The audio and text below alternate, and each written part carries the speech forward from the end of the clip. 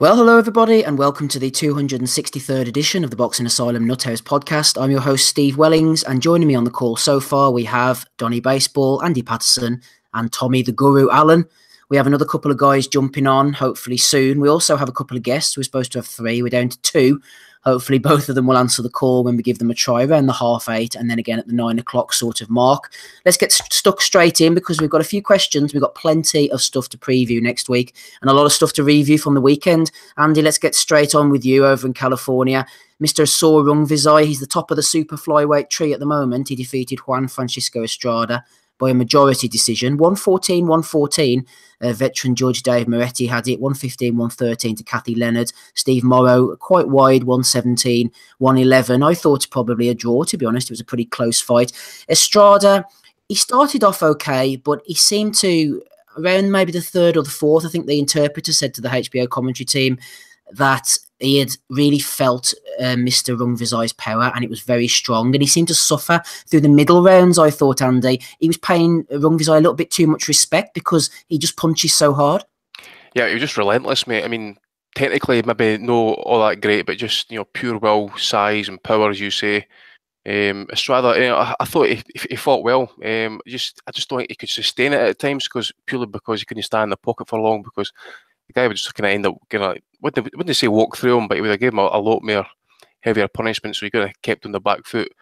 As you say, midway through the fight, I think for about round 4 onwards to about maybe round 8, pretty much Rungvisai kind of swept it.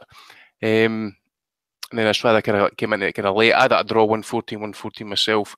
117-111 card as wide. I mean, it's clear. I mean, there was a few close rounds in there, but it's clear that obviously Rungvisai has been given the benefit of the doubt, and everyone has those close rounds and got that scorecard. But if you're kind of forced me to pick a winner, I would probably go with Rungvisai. Estrada, I kind of felt was kind of like getting himself into the fight kind of more later on. So maybe if we get a rematch, I might want to kind of bring that to play. But it was a great fight. It was a good 12th round as well. And again, the little guys delivering again. So another good card all round there. So we'll get to the undercard shortly as well. But that and the chief support, really good fights. That last night also delivered. So I think Tom Lawford's now talking about a potential rematch. Maybe I think he said August or September this year. Again in LA. So I get that on. Really good fight. I know some people might pick up. Well, I know Tommy's going to pick up on the knockdown, the fifth. I think Estrada could feel slightly kind of done by that. I think that could have been called as a knockdown. I think the left hook landed as the feet connected at the same time. I really don't know, but I think you could maybe feel if that had been called, then it might be a different outcome. But no, I felt a draw was fair enough. But if you're going to force me to pick a winner, it was going to be Rungvisai. Yeah, Donny, I'm not sure how you scored it, but it was tight enough, I suppose, on a couple of the cards going into the last round. Saw Rungvisai wasn't leaving anything to chance. He was really going for it, and he was taking quite a few shots. He looked puffy, a little bit off balance. Estrada stood in the pocket with him and went toe-to-toe, and I thought he got the better of the exchanges in the 12th round, but fair play to Rungvisai for going for it. If you look at his last 3 fights, Donny, you've got a decision win over Chocolatito Gonzalez, whether you agree with that or not, and then a knockout of him, and then a decision win over Estrada. These little guys really have to fight the best of the best all the time, but that's 3 excellent back-to-back wins, Donny, isn't it, really, for Rungvisai now? Oh yeah, absolutely. I mean, he's I want to say, because even though Inoue is still in that division, at least for the time being, although a lot of people say that his move up is inevitable. I mean, man, I'd love to see that one next, but everyone seems to be saying that Inoue is headed to bantam. So if that's the case, Rungvisai is the man in the division, and like you said, I mean, that's a string of 3 tough fights against really elite opponents, and in my opinion, he's won them all. And the great thing about it is that with these little guys, they don't command as much money usually, so HBO can continue to match up these top-notch prospects. And the up and coming guys in the division, and also of course the champions in the division, they can keep on matching them up with each other on these cards, and putting together interesting combinations of fighters and new matchups. And the division's red hot, and the more we can see of it, the better. And sometimes even when you're getting these fights, for instance, like last night, I don't mind if they do a rematch of that fight. That was a great fight. Actually, in both cases, at the co-feature and the main event. So any number of pairings they could create here, are going to guaranteed deliver friendly fights. They don't mind fighting frequently, and HBO has taken an interest in the division, which I think is great. Andy, just before we bring Tommy in, I believe you were going to talk about another knockdown. There were quite a few tangles of fate throughout the fight and possible knockdowns or not. I think maybe rungvisai maybe got one as well, but I don't think, well, for the feed that we go, obviously the British ones we go to on Ring Magazine's website, the second round, it looked like potentially there's a right hand in there somewhere, and rungvisai fell to a right knee, I'm sure, but there was no slow motion replay for what I saw, or the HBO copy that I got later on. So I don't know if anybody can actually film in on that one. Yeah, no, that was actually a good call by Reese. That wasn't a knockdown. You're always going to get a lot of feet tangling when you have Southpaw versus Orthodox. I think the run in the fifth round was close, but the one that you're talking about, the second round, I was waiting for HBO to show replay of that too. They didn't do it, but I just was able, because I have the app on my phone for HBO. I just rewound it, and yeah, that one was a good call by Reese. Tommy, a few people have been drawing comparisons, obviously, to the Marquez-Pacquiao. I suppose if rungvisai and Estrada get in and do it a second time and it's close, we could possibly see a third fight. And there are some stylistic similarities, more with Estrada and Marquez, I think. Not so much saw rungvisai and Pacquiao as much, but why not make it a second fight and a third fight? Tommy, even before the end of the year, we could keep rolling these guys in against each other. Definitely, I think it should just match these guys as soon as many times as they want. The fights have all been brilliant. I was at the first one, obviously it was in the Triple G, Danny Jacobs undercard, where you had Chocolito against rungvisai. That was a brilliant fight as well, great 12-round fight.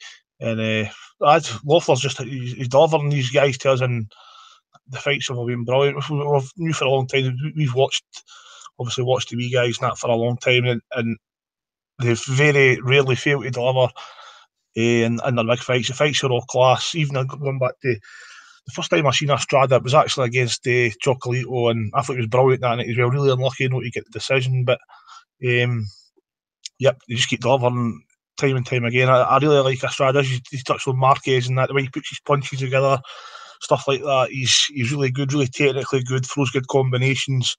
He's really a clever fighter as well, and he's actually a bit easy to hit like Marquez was as well. He's Mexican fighter and that, his chin's there to be hit, but last night I actually thought the tie actually nicked the fight. I had it 115, 113 for him.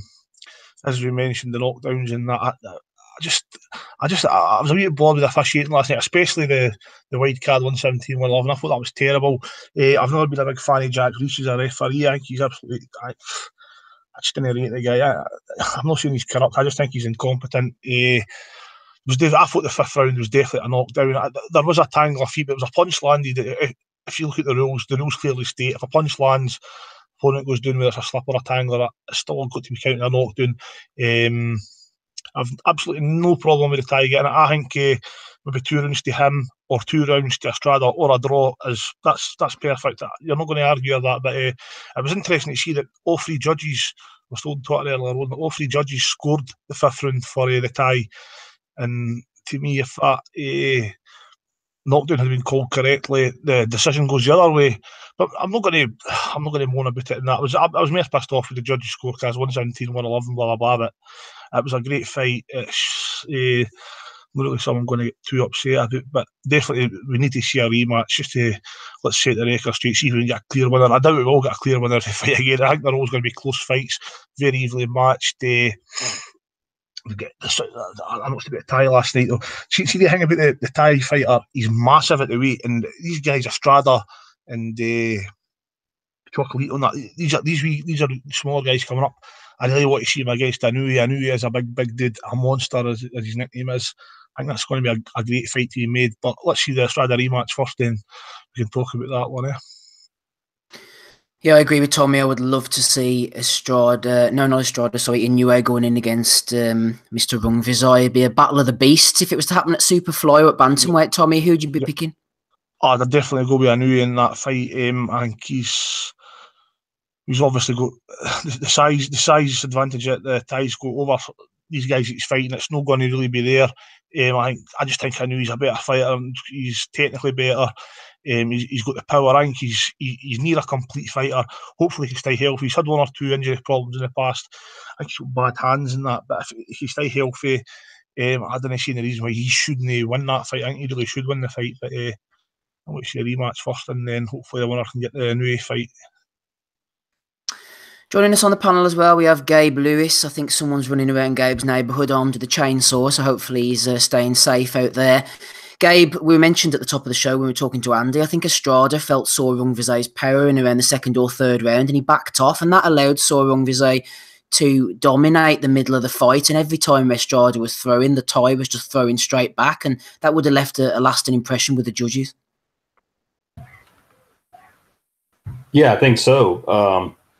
I had through rounds 3 all the way through 7, scored pretty easily most of those rounds for Rungvisai. There was a few rounds in there. Round 5 was one that I thought was pretty damn close, right until the bell in that round, right at the very end, in the final 10 or so seconds of that round, we saw what probably sway the judges. I think you had a couple of good straights from Rungvisai, and then but Estrada countered back with a huge, I believe it was a left hook in that round, or maybe it was a right hand from him.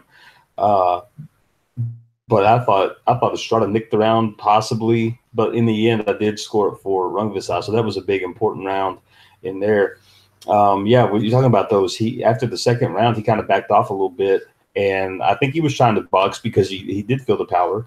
So I think it was maybe a smart move to allow him to stay in the fight till the end. But I think he needed to be a little bit more selective about when he tried to fight those rounds, because it was a little bit too much laying back and not enough coming forward. So for me, I mean, the fight was really close. I did score a draw. I thought the 117 card was fucking awful. But the draw to me was the most apparent decision. I could even actually see it going a round or two to Estrada, but that's on the lower end of the likelihood. So it's if you're talking about likelihoods, I'm saying Estrada win is the lowest, draw is the biggest, takes up the biggest percentage, and then Rungvisai takes up a higher percentage winning than the Estrada wins. So that's kind of where I put it on the spectrum of how I saw it. I thought Rungvisai kind of controlled the fight in several rounds, but it wasn't so much necessarily him. It was more Estrada, like you said, laying back and trying to box him. And, to be honest with you, it was a great match because there was a lot of little things Estrada was doing and things that he was doing and being successful at. But in the end, I think it got overshadowed by the judges favoring harder punches, which I have a hard time scoring that kind of stuff too. I tend to go with, if I see a guy like Estrada who I thought was doing better work technique-wise than anyone else, I have a tendency to score that as long as the shots that he's landing are good and hard. But there's no question as to who was landing the absolute harder punches. But I think that's more of a facet that goes towards one of those guys being just naturally bigger and naturally stronger than the actual quality of the punches and the setting up of punches and the footwork and everything else that leads to good hard shots. So super close fight. I really enjoyed it. I was a Estrada guy. I was picking Estrada to win. And, like I said, I thought he did a great job. And I wouldn't even hesitate to put this on my TV if it were a pay-per-view for a rematch. Would love to see it on regular HBO, but this is one I'm definitely interested in seeing again, and then possibly a third go round if it's super close again. But I have a feeling Estrada would go in with a lot more confidence if there was a rematch to take that fight and win it pretty handily. Donnie's absolutely desperate to get onto the Callum Smith fight, but just hold your horses, Donnie. We'll get there in due course. Let's get on to the undercard first of all. Brian Valoria losing to Artem Dalakian, Mr. Dalek himself. Didn't see that one, actually. I don't think it was televised. You got Carlos Cuadras losing a majority decision to McWilliams Arroyo. Fair one in my eyes. I thought Harold Lederman was off with the scoring a little bit last night. Seems to me that Lederman gives the round to the favourite by default, and you really have to win a round. I know that it tightened up in the end and he gave it a draw, but I thought Lederman was a little bit off at times, and I agreed with Max Kellerman that Williams Arroyo was doing the better work in this fight. And then Donny Nietes, very skilled, defensively sound fighter. He listened to the boos and responded and put the foot down against the Argentinian Juan Carlos Reveco and got rid of him in the 7th round, hurt him badly at the end of the 6th round. Donny, tell me about that little unholy trinity of fights. What caught your eye? Well, the funny thing is, I was thinking of was that, and as I stated earlier, with all these guys fighting each other, it's going to turn out sometimes that really good fighters are going to end up with a fair number of losses if you have the best fighting the best all the time, which is what you seem to be getting in this division. And so, Cuadras didn't look bad last night. I just thought Arroyo has been out of action for a while, but everyone's always been well aware of the talent that he does have, even though he hasn't managed to chase down a world title yet. His only loss is to Chocolatito, who seemed to be kind of in his prime at the time that they fought.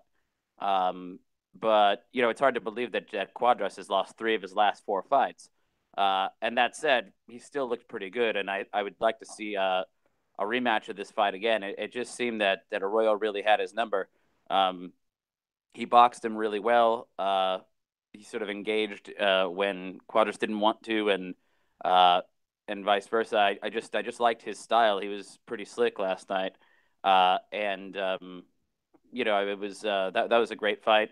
And with Nietes, he wasn't. I mean, he was in against a good, solid opponent in Reveco. Not really an elite opponent, I would say, but Nietes did his thing, and he's been doing it for a very long time. Has Nietes, and obviously, I know the card was called Superfly last night, whereas he's just regular fly. but anyways, that was a welcome addition to what was a card that was definitely stacked with the top 2 events. I just look forward to seeing more of him. But in general, Arroyo really, I think, has a good claim at maybe taking on SSR next. Which I think would be a very interesting fight due to the stylistic clash that presents. And I know that what actually pissed me off too is that they didn't interview Arroyo and Cuadras after their fights for some reason, and HBO instead chose to just do some promotional stuff for its upcoming programming, and that disappointed me because these guys, give them a chance to market themselves and connect with the fans in a post-fight interview. But I did read on Boxing Scene, who apparently did do interviews afterwards, that Arroyo does want to have Rungvisai next. And if that's the case, that's a fight that I'd really love to see. I hope they can make it happen. It seems like they could, because obviously I think they're fighting on the same card. So obviously they're promotionally they're working together. I would like to see that one next, maybe before we see a direct rematch of the Estrada SSR fight. Smido and Rob have jumped on the call just before we bring either of them in. Tommy, just a word from you on the undercard fights, especially Carlos Cuadras. I like the way that Max Kellerman mentioned the back acne. A lot of broadcasters would sort of shy away from that type of explicit thing, but it's a very real thing. People online are talking about it. It's there to be discussed. And did you like Kellerman bringing up the insinuations about Mr. Cuadras' back? I haven't actually seen all the fight. I mean, I've watched a couple of highlights on YouTube, but he's not really been blessed, has he? With old Cuadras, it's with the back knee. It's fucking, that's some of the worst I've ever seen. Maybe he eats too many sweets, Tommy. Or maybe he's dabbling in other substances. Who knows? But it's fucking horrible. I imagine going in. That's going to be mental torture when you know you're going in to fight this guy. You're not going to imagine Bernard Hopkins fighting him. He's going holding him and that. Fucking hell. Big dukes bursting out of your arms and that. Holy shit. Nah, it's not nice to see that. The guy's maybe got a legitimate problem, but there is some rumours that flying around about him. But Who knows? No, I never actually seen the fight. I've actually not seen too much. I fell asleep quite early last night, so I've only watched about 4 rounds of Callum Smith. I watched the Superfly fight this morning, so I've not seen too much yet. No problem, Tommy. We will come to you in the interviewing period before our two guests to discuss a bit of Smith and a bit of Anthony Yarde as well. Now you've got to get up early in the morning, so we won't keep you for too long. Yeah. Adam Smith, I don't know what time you've got to get up in the morning, but tell me about this sore rungvisai against Estrada fight or anything off the undercard that took your fancy. Yep, I didn't watch the undercard. I watched the main event. Firstly, I was really disappointed no one picked it up over here. Probably that's already been mentioned. It's not as if Sky and Matchroom haven't got anyone who they can link with this card, i.e. Mr. Khalid Yafai. So it was a big disappointment that wasn't even mentioned in the build-up of it. I don't even think they've mentioned the result after, and they certainly didn't show it, which is a disappointment. But on the flip side of that, I think maybe our friend Terry Dooley mentioned it in the week. The fact that we're moaning about a fight at a weight that is pretty alien to the British observer at super flyweight between a Mexican and a Thai bloke in the middle of Nevada, and we're moaning it's not being shown on British TV. Maybe it just shows how far we have come and how kind of lucky we are in some senses. I know we're unlucky on the opposite end of the spectrum in regards to pay-per-view. But just on the fight, I thought, I scored it 115 to 114 to the Thai bloke. I'm not going to attempt his name. I thought the 5th round was a draw. I watched it twice, the 5th round. I don't normally do that, but I went back and watched it after, and I still couldn't really split them. I thought that the round was difficult for someone like me to score who don't really like scoring, because there was 3 interruptions in that round. One of them, I think Andy says it probably should have been a knockdown. I'm not sure whether I agreed with that, but it was hard to split him in that round. I thought Estrada started well. The rungvisai or whatever his name is kind of lunges in with his punches. And I thought Estrada started well, and he was avoiding those lunges and those attacks with lateral movement, which was good to see. It must be a strange style to fight against rungvisai, because he almost leads with his backhand. The southpaw jab is sometimes only literally a token distraction or of a kind. And he almost leads with his backhand, which is definitely unorthodox to say the least, I would say. I thought rungvisai settled into it a little bit better. I gave him the 3rd and 4th.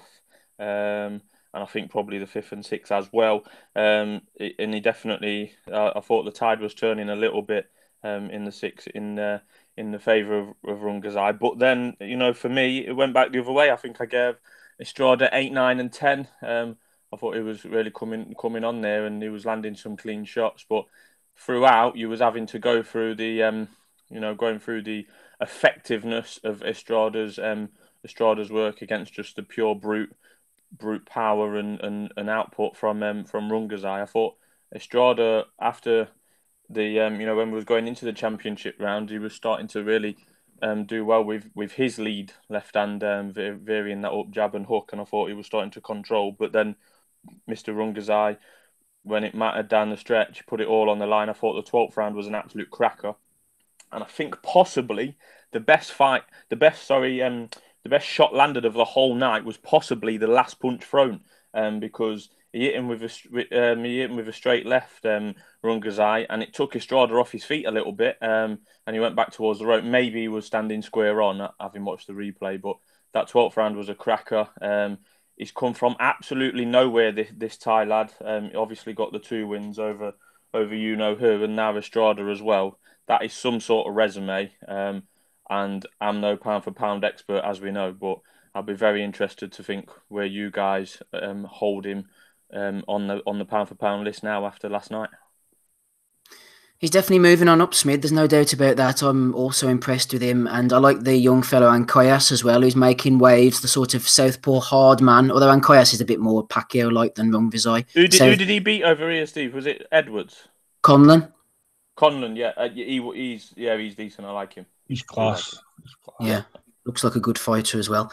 Rapping Rob Kelly is on the call. Good to hear from you, Rob. It was a shame that we didn't get to see the fight. I know that Ring TV was showing it live, but I wasn't staying up till 2 or 3 o'clock in the morning, unfortunately, in my current state, to watch it. So I managed to get a copy of it the next morning. I don't know how you saw it, Rob, but what did you manage to catch of the main event on the undercard over in California?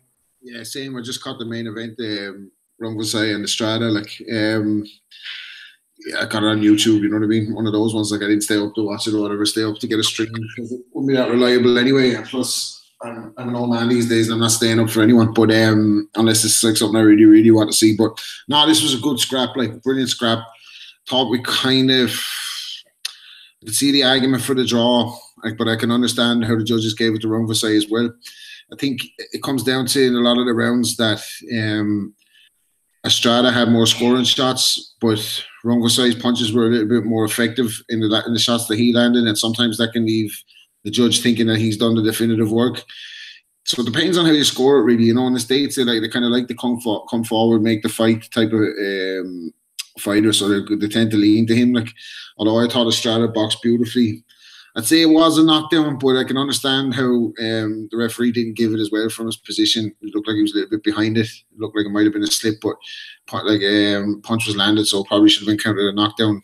And I don't know if that's going to swing it either way because I wasn't scoring it actively, but it was kind of looking like a 7-5 fight. Can't really see. Don't know. I just can't really see Estrada win. I think the right guy won the fight, but I'd love to see a rematch. Because it was an absolutely amazing fight. And close fights like that, I'm not really that mad if it goes one way or the other. You know what I mean? It wasn't a blatant robbery. You can make an argument for Estrada, but it's not a, it wasn't a schooling by any stretch. He didn't get, he didn't win it to the dogs on the street kind of thing. So close fight, happy to see a rematch. And Rungvisai, he looks good, doesn't he? He looks like he's not going to be in a bad fight. So, and maybe Estrada can feel a little bit jobbed. He might have felt he got jobbed before as well, but just get the two of them in again. Let's have a rematch. Let's have part 2. Part 2 sounds good to me. They are matching them well, which is always a good sign. Our friend McKetch has been in touch on Twitter. He says Harold Lederman is a joke. Gives the round to the house fighter unless the away guy does something special. Yep, that's the same point as I was making. McKetch, completely agree with you there. How did they score it? Lederman had. We were talking about the Quadras fight. I think Arroyo. Lederman had it a draw. How did he score the main event? 116, 112 was it? I think. Anybody know Lederman in the main one? Yeah, I think it was 116, 112 to Rungvisai. Yeah, that's how he had it. Yeah. Did you watch the HBO version, Smid? No, I watched it with in Thai this morning. I'm fluent in Thai. So yeah, I get my missus to search on YouTube and find one that doesn't give away the result, and she clicks it for me because I like to watch it without knowing the result. Yeah, but I swear there was some breaks in between, and I don't know whether people were aware, but they do it in Mexico as well because I've watched fights over there when I've been over there. They actually, because they show the fights on a slight delay, maybe half an hour, they have in between rounds. They have a full 3-minute ad break sometimes. It's a really strange experience to watch, and there's a female an Asian lady who's advertising the Carabao drink, and she's fit as fuck. So I wasn't fast forwarding that ad. I was enjoying it. Lederman did score. I watched the HBO feed. Lederman did have it 116, 112. I think I've seen it for years about him. He's really biased towards aggressive fighters. He likes aggression. Old Harold does. So you sometimes see a lot of his cards and that when you feel maybe a guy's outboxed the other guy, and Lederman's got the guy who's maybe been aggressive. Like 4 or 5 rounds, winning by 4 or 5 rounds. Sometimes it's really annoys me, but he doesn't make any secret of that he likes aggression. He must be a fair age now, Tommy, is he? He's definitely late 70s. Maybe Donny, you know him, don't you? It's Harold, maybe late 70s. Yeah, late 70s. He might even be 80, to be honest with you. Oh no, yeah, he is 80. He's 80. He just turned 80, I think. I think he's a really. You've got to imagine how many fights this guy scored in a year. So you're maybe talking maybe 10,000 fights, maybe even more. I think he's a solid judge. He's obviously every judge is going to have maybe 10, 20 fights that you disagree with, but I think overall he's been a good judge over the years. But I think maybe now it's time to put him out to the pasture. I've questioned 1 or 2 of his cards, maybe the last year or two. Yeah, I also think though that in the social media age, everybody's got an ass ache with somebody's scorecard. Yeah. Like, in the old days, like I mean, you wouldn't see as much disagreement with it because, well, you just didn't see it, right? I mean, in other words, the HBO fight was over, and kind of, you didn't agree with it or whatever, maybe faded into your memory. Whereas now, everyone can document each and every time they've disagreed with him or with anybody on TV, and yeah, it just sticks out more because everything's documented now in the annals of the internet. I seen Dougie Fisher had a pop at a certain judge during the week. That was probably a bit unfair. If you go through the guy's record, there's really no many bad scores. He's been how long has he been judging for, Donny? Oh, he did. I didn't see this. Wait, what are you talking about? Dougie Fisher, he had a pop at your dad. I did. You'll have to send it to me in DM. I didn't see it. I will do, but as I say, man, I've been through his record. That there's no really many horrendous scores here. He's been judging for a long time. One of the better judges. I think he's just salty because you Triple G Canelo, obviously. Yeah, people have a issue with that. Well, really, they have an issue with the 1 round. It also, some people think Cotto Claudio was wide. Also, he had the 8-4, didn't he? Something like that, yeah. I thought it was a bit wide. I think I had a draw that fight, but enhance. Right, talking of excellent scorers, let's get Andy Patterson on the line. Andy, tell me about the undercard while we bring our guest in. What really stuck out to you? Do you like a bit of Donny Nietes, did you? It was a good finish, mate. Good right hand. I actually felt that the corner should have actually pulled Rabchenko out as soon as that right hand landed, just right on the bell. They were too busy complaining, saying that the punch landed after the bell, which I didn't think it did. You could see the guy sitting in the corner. He looked concussed. I think Kellerman maybe even mentioned it. Just talking about the commentary, I know you guys are on about Leatherman and stuff like that, but that ring link last night had fucking Kevin Kelly. It was absolutely horrendous.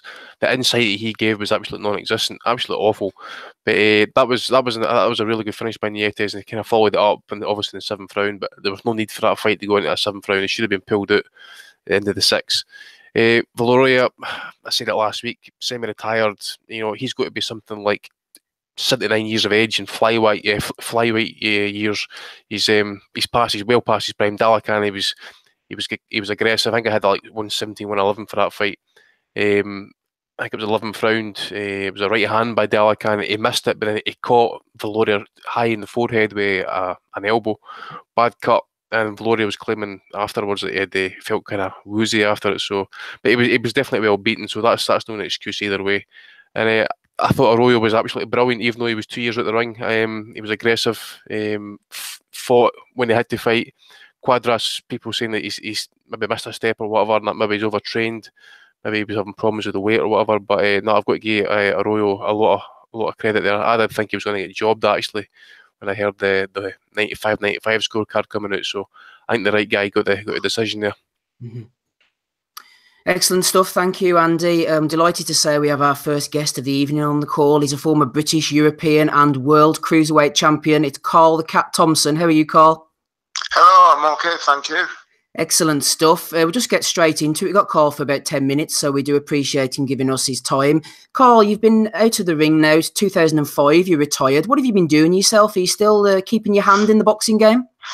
Yeah, I'm more or less keeping the public getting them fit, you know what I mean?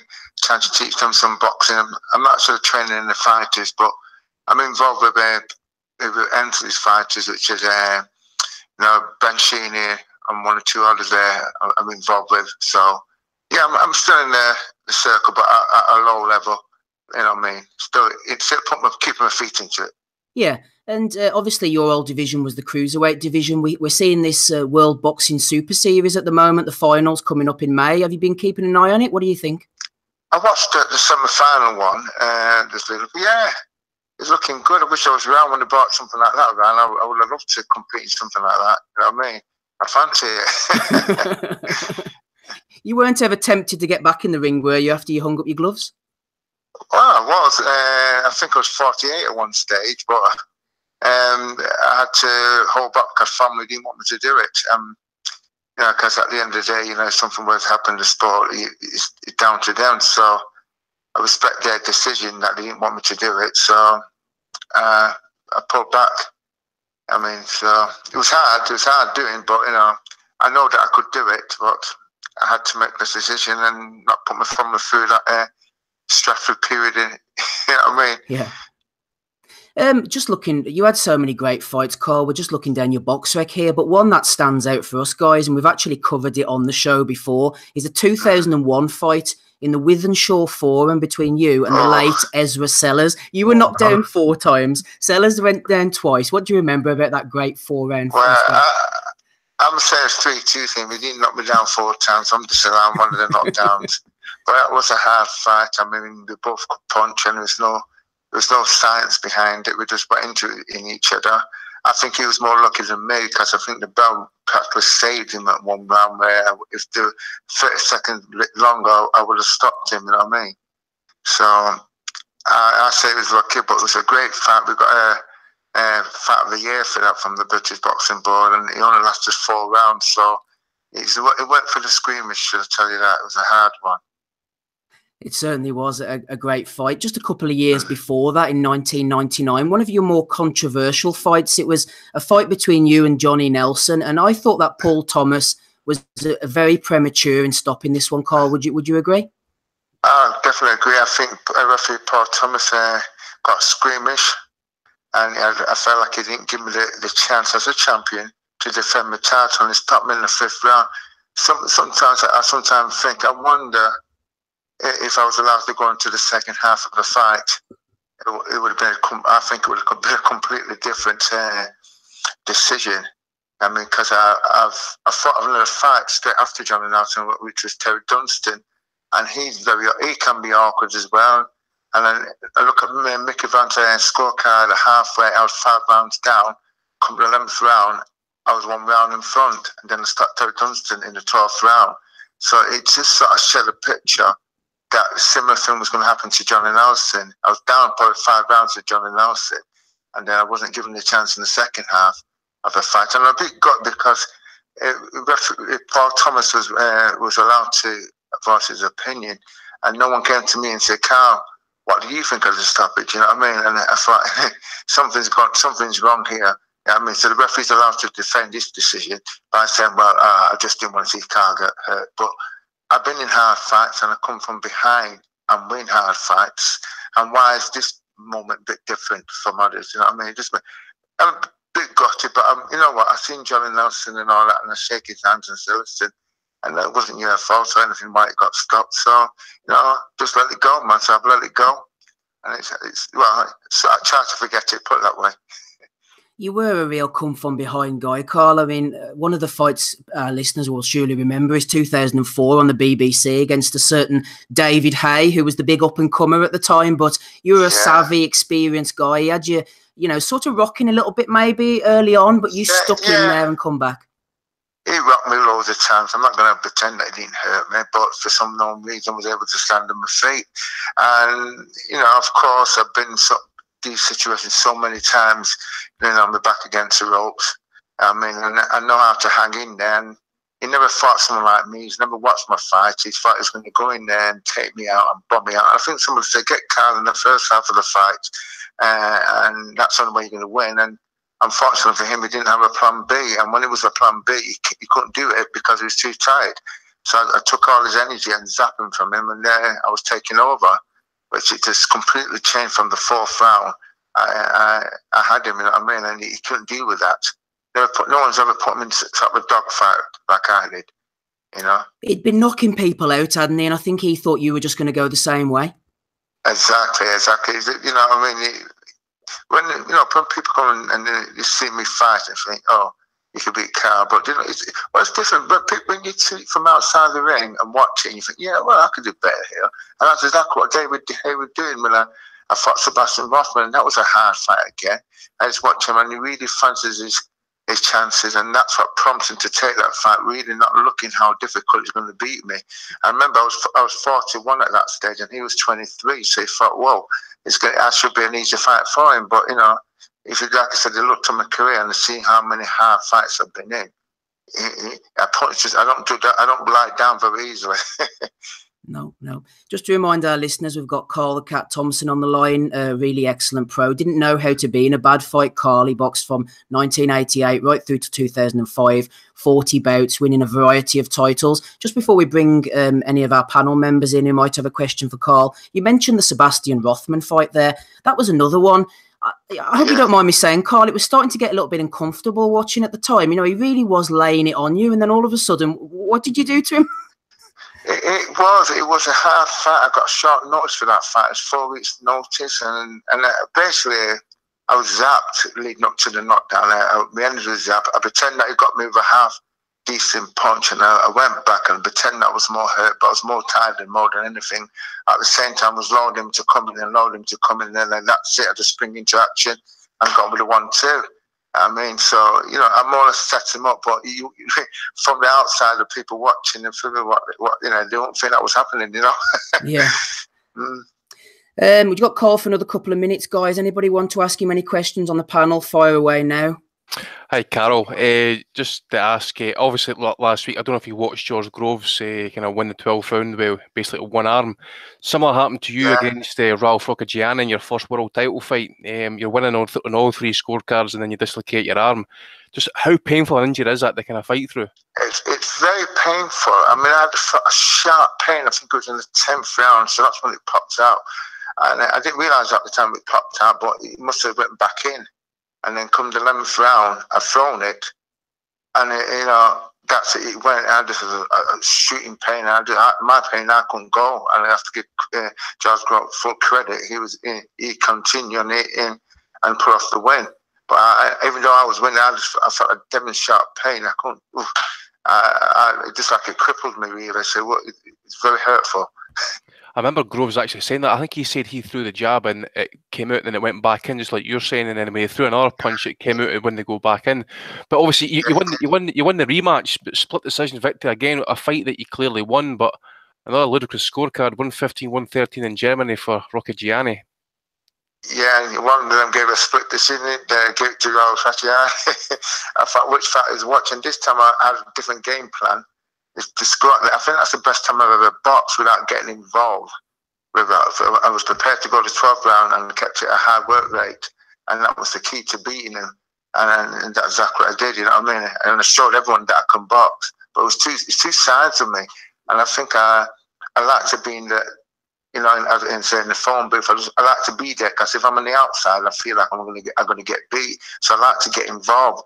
And what prompts me is when I'm fighting in people's backyard, I like to break my fighter's heart, you know what I mean? So when the crowd are cheering for him, it cheers me on. I like to break their heart. So it's great when I get invited to people's backyard, and if they're going to think they're going to win, but they don't use my psychology that I use to their crowd, their supporters, to stop them from beating me. And you can't break me. For me, you have to stop me to keep me down, you know. Because I always said to myself, I've lost a couple of fights, and it's very soul destroying when you lose your fight and you're going home in the car or on the plane as a loser. And you know what I mean? I said to myself, don't feel sorry for yourself in the ring. If things are not going right for you, you've got to keep working, you know what I mean? And that's about exactly, I've been knocked down. If I can get back up, I will fight you. I'll never regret, you know, think about them words, you know what I mean? So they carry me through hard fights, you know what I mean? No regrets. That attitude alone, mate, that's why people call you a legend, and that's why you get a lot of love, especially in Manchester, mate. I mean, your attitude's absolutely brilliant. Thank you. Yep, Carl was definitely a road warrior. Just looking at his box rec again, you know, fought in Belgium, he fought in Italy, fought in France, Switzerland, Germany. What was one of the tougher places to go, Carl? Did you have any bad treatment on the road? Did they try any nefarious tactics against you? Oh, the only bad treatment I can think of, but it was a Thai boxing match I had to fight, and it's a world title Thai boxing fight, and stuck me. I went in Holland. It was, and stuck me at the red light area. So that was a bad enough treatment. That was one of the worst ones, yeah. Yeah, distract me. But I was dedicated. He was. Any of the other guys got any questions for Carl quickly before we let him go? Just a few weeks ago, I was actually reading an extract for Joe Calzaghe's book, Carol, about when you went to the WBO convention with Joe and Nassim Hamed. So we a bit beef with Naz at that time, Carl. Could you tell us about that, mate? Oh, it was me and Nassim, me and Prince Nassim having a bit of banter at each other, you know what I mean? That's basically what it was. Just friendly banter, you know what I mean? He was giving me just as good as I was giving him back, so we didn't fall out over it, so it was all fun. That's the game. I laughed at that. It was quite good for Joe. Hello, sorry, I didn't quite catch that. That's just Tommy, Carl. Don't worry, he has quite a strong accent. We have trouble understanding him sometimes. Right, any of the other guys got anything they want to ask Carl quickly? Doesn't look like it, Carl. Just before we close, an interesting fact about yourself, which some people might not know. Your name's not actually Carl, is it? No, it's Adrian. Reason for that, I thought Adrian was soft, and it was a soft name, so I needed a hard name. And I thought Carl. And for some reason, the initials spell out cat. So that's why, I'm not literally, just the initials of my name, Carl Adrian Thompson. That's the reason behind it. So if I wanted to be a cat, just that initial spot it, so just go with it. Well, whatever you were called, Carl, you had a career to be proud of, and we do thank you for coming on, and we appreciate all the ring wars you're involved in for our viewing entertainment over the years. Okay, thank you, Carl. Cheers, mate. Legend, mate. Cheers, all the best, mate. Okay. Thanks, bye. Carl Thompson there. Thanks for Andy for sorting that out. Absolutely brilliant fighter, Andy was. Carl, not just kissing his arse there. Really enjoyed most of his televised fights. It wasn't a bad fight, really, Carl, was it? Yeah, you never knew it quite was. I mean, John Evans that set us up, so cheers to John for that. And John was saying to us, that's the reason why I says to him, but room at Manchester, and that guy is, as everybody says, I looked at the chat there, everybody's saying the guy's a fucking legend, The amount of times he put out in the line, okay, maybe came up short sometimes, but Ezra Sellers, Rothman, as you say, Steve, he was really getting the business that night, and he just turns it right out the fire. Absolutely, not going to go too hard, but it's like he's probably our version of kind of Matthew Sid Muhammad, really. Yeah, I didn't even mention the Eubank fights either. I know. Right, let's move on. Talking of legends, Smido, this could be a legend in the future, a man that shares your name, Callum Smith, in against Mr. Holtzken, I think you pronounced it last night. It was a pay-per-view fight, Smido. It wasn't great. I know Joe Gallagher seemed to like the jab, and, he threw all these jabs, and it was a masterclass. I was a little bit bored by this fight, Smith, to be honest. Well, I was bored by the fight before it even came along. Obviously, look, they've been a bit unlucky with the pull-out. We've got to remember that Braemar in the quarter-final of this tournament was the first time that he'd made super middleweight for a number of years, as I understand it. And I think something to do with the flu this week. So, yeah, they've been a bit unlucky. They've got this fella in that no fucker's heard of at all, which, is questionable on its own. I didn't pay to watch this crap, and I haven't watched it, and I don't plan on watching it. He shouldn't be going 12 rounds with this fella. There was a couple of videos been put up in the week, one where he was hitting the pads and he was throwing punches from his kneecaps. Another where he was fighting in a gym that I think Tom Craig's put up, just basically one of his professional fights in a gym. This at the end of the day, Callum Smith should be doing a lot better than what he did last night. Eddie's been on today saying, it wasn't worth taking any risks. It's a tournament format. He just wants to get to the final. It's been 3 years nearly since he was mandatory for a world title. And this year, if Groves can recover from his injuries, then he's finally going to get round to doing so. A lot of us did rate Callum Smith some time ago, when he had a couple of decent wins. Obviously, he's the youngest of the four brothers, but he's really just not gone on. Too inactive, too low profile. I thought he was poor against Skoglund. I really did, and he didn't sound like he was great last night. So he's got a lot of questions to answer. He could still beat Groves. It's a close enough fight, to be honest, and they've both got sufficient question marks over him. Obviously, I would have Groves as favourite, and I would pick Groves if the fight was taking place tomorrow. But the intrigue from Callum Smith's career just seems to have fizzled out. He's still got time on his side, and if he wins this, obviously that he's in a great position going forward. But just the usual bullshit, really, from Joe Gallagher and his fighters, and that's all I can say, really, Steve.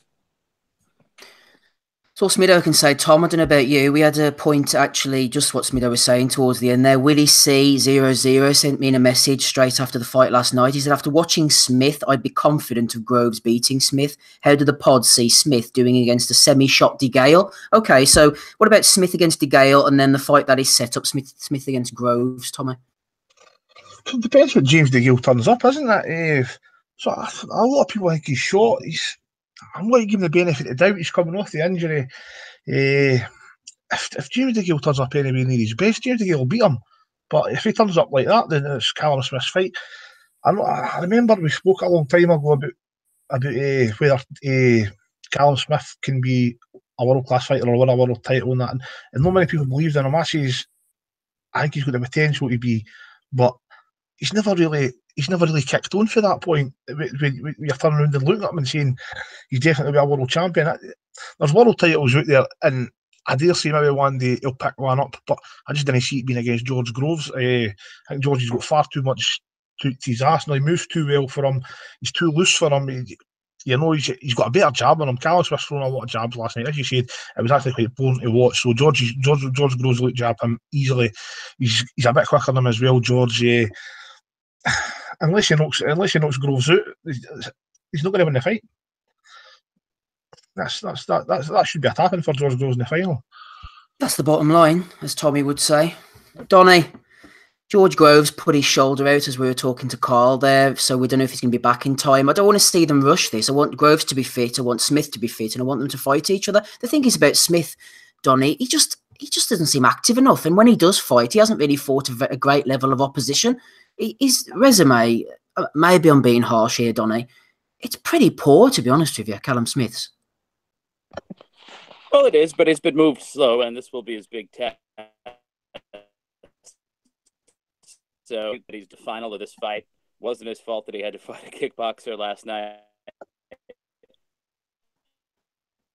You okay, Donny? You're breaking up, or was you dying?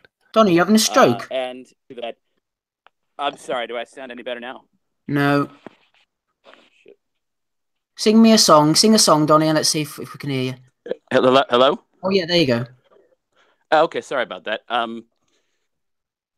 No, I was saying, it isn't Callum Smith's fault that he had to fight a kickboxer last night, but he's then went into the final. Donny, I'm going to have to can your ass, man. Sorry, it's with a heavy heart, but try and sort yourself out if you can. Right, Rob Kelly, let's bring you on in this one instead about Smith. Donny said that he's been moved slowly. I mean, frig me, this tranquilised snail's been moved quicker. Yeah, I was bored of this fight too, and I don't need to just jump on the bandwagon and start, going off on the Smith brothers and Joe Gallagher.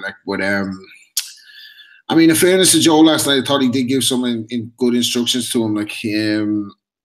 He was telling him what to do to win the rounds. And I suppose the guy's in a difficult position because if he loses that fight last night, he's up shit creek without a paddle, isn't he?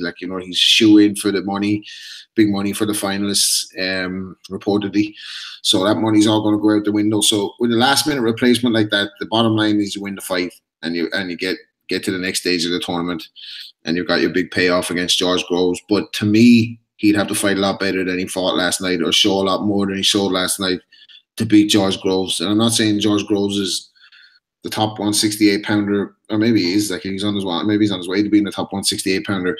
There's not a whole lot out there, but he's there to be hit, Callum Smith, isn't he? The guy was nothing. He was nothing. He stood square on, came forward. He let go of his hands when he could.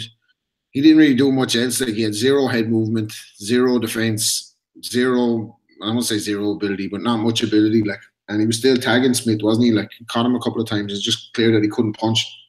So if he was in with a puncher, you might see him getting his head flown. He had a decent shot selection. The uppercuts were working well. We kind of jabbed him to sleep a little bit and me to sleep along the way. I kind of got really bored of this after about 8 rounds. It was kind of an atypical performance against a guy, last-minute replacement. Look, he got the job done. You can't really take much away from him, but we didn't learn much about him last night, fighting that type of opponent in that type of fight where the stakes are so high. Going off the two of their last fights, I'd give Groves a big edge against him in the final.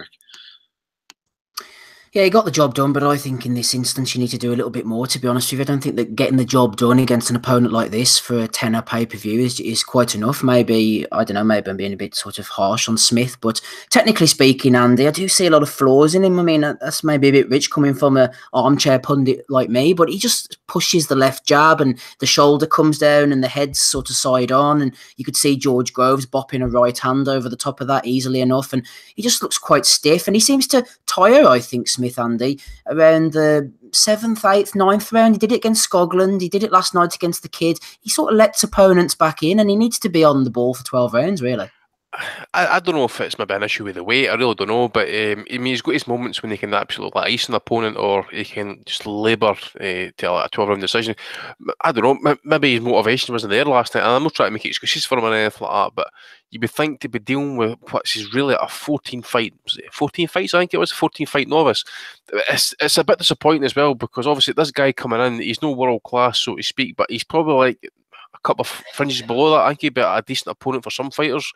But for a guy who's meant to be like the second coming or whatever, or he's been getting the big push, and what is it, 3 years, somebody says, for a WBC mandatory title shot and all that sort of stuff, you'd expect him to kind of like maybe do better with it, but he was tagging a few shots. I thought the guy, I mean, okay, he was you know, size-wise, he gave up a lot, didn't have anything to do with reach. He tried to jab, he couldn't really obviously out-jab him because of the reach and that, so he's trying to kind of like wing in left hooks. He was successful at times, but that was about it. And okay, 5 days notice or whatever. That guy was in training camp because I think he was on the undercard. But it was boring. You were kind of like struggling to kind of keep an eye on it. But Smith just done what he done. I suppose that's at the end of the day he did what he had to do, get the win and get to the final. But I don't think Groves will actually blow him out. I actually think he's decent enough, but he's just he lulls in fights when they kind of like goes through the motion sometimes. But I think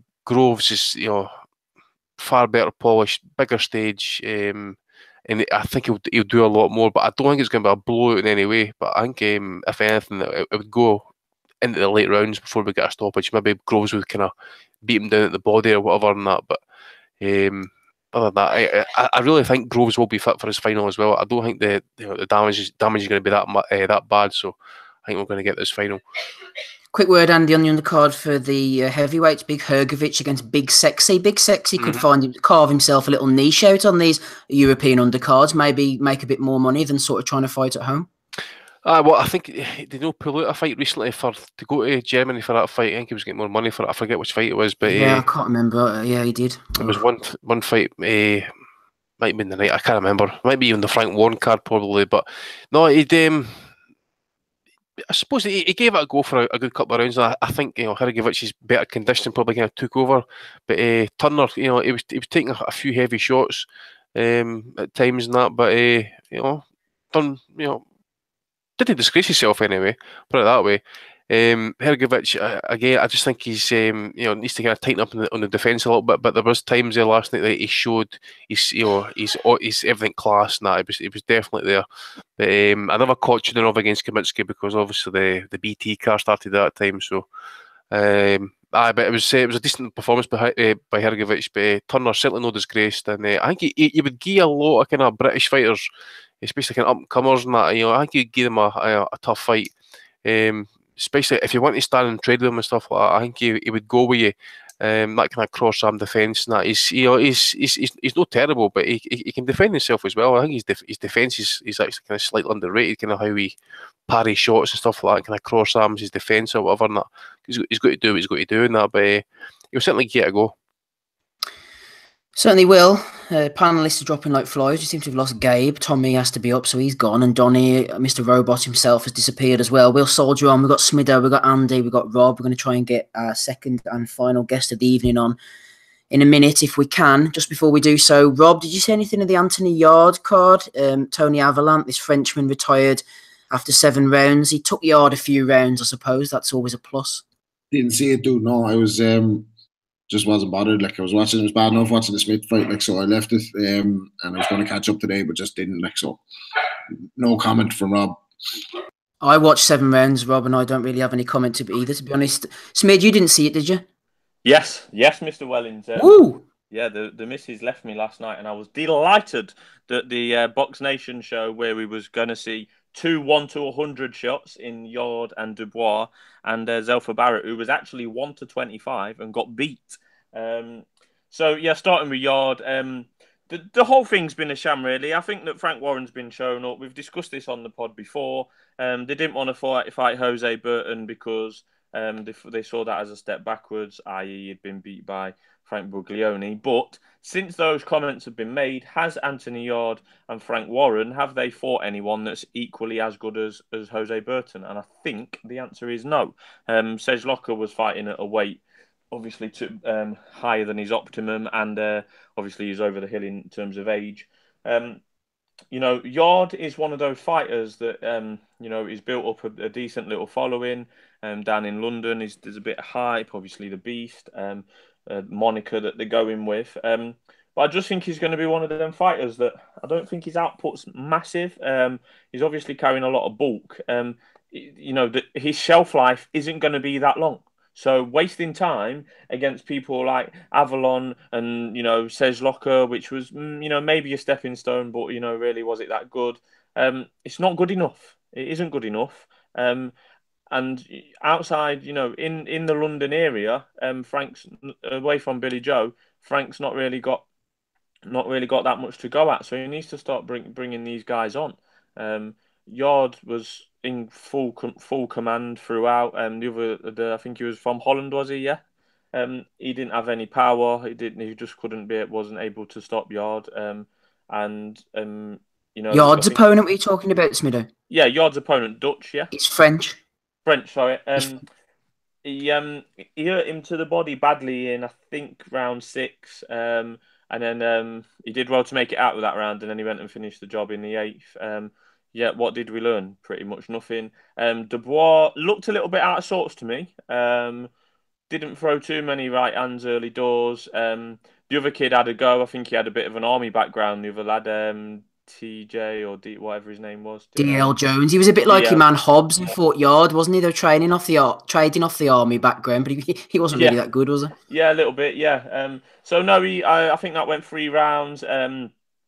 Probably went maybe 5 or 6 seconds too long, to be honest. He took a couple of he was softened up to the body in the earlier rounds, and then Dubois hit him with a couple of nasty hooks while he was on the ropes.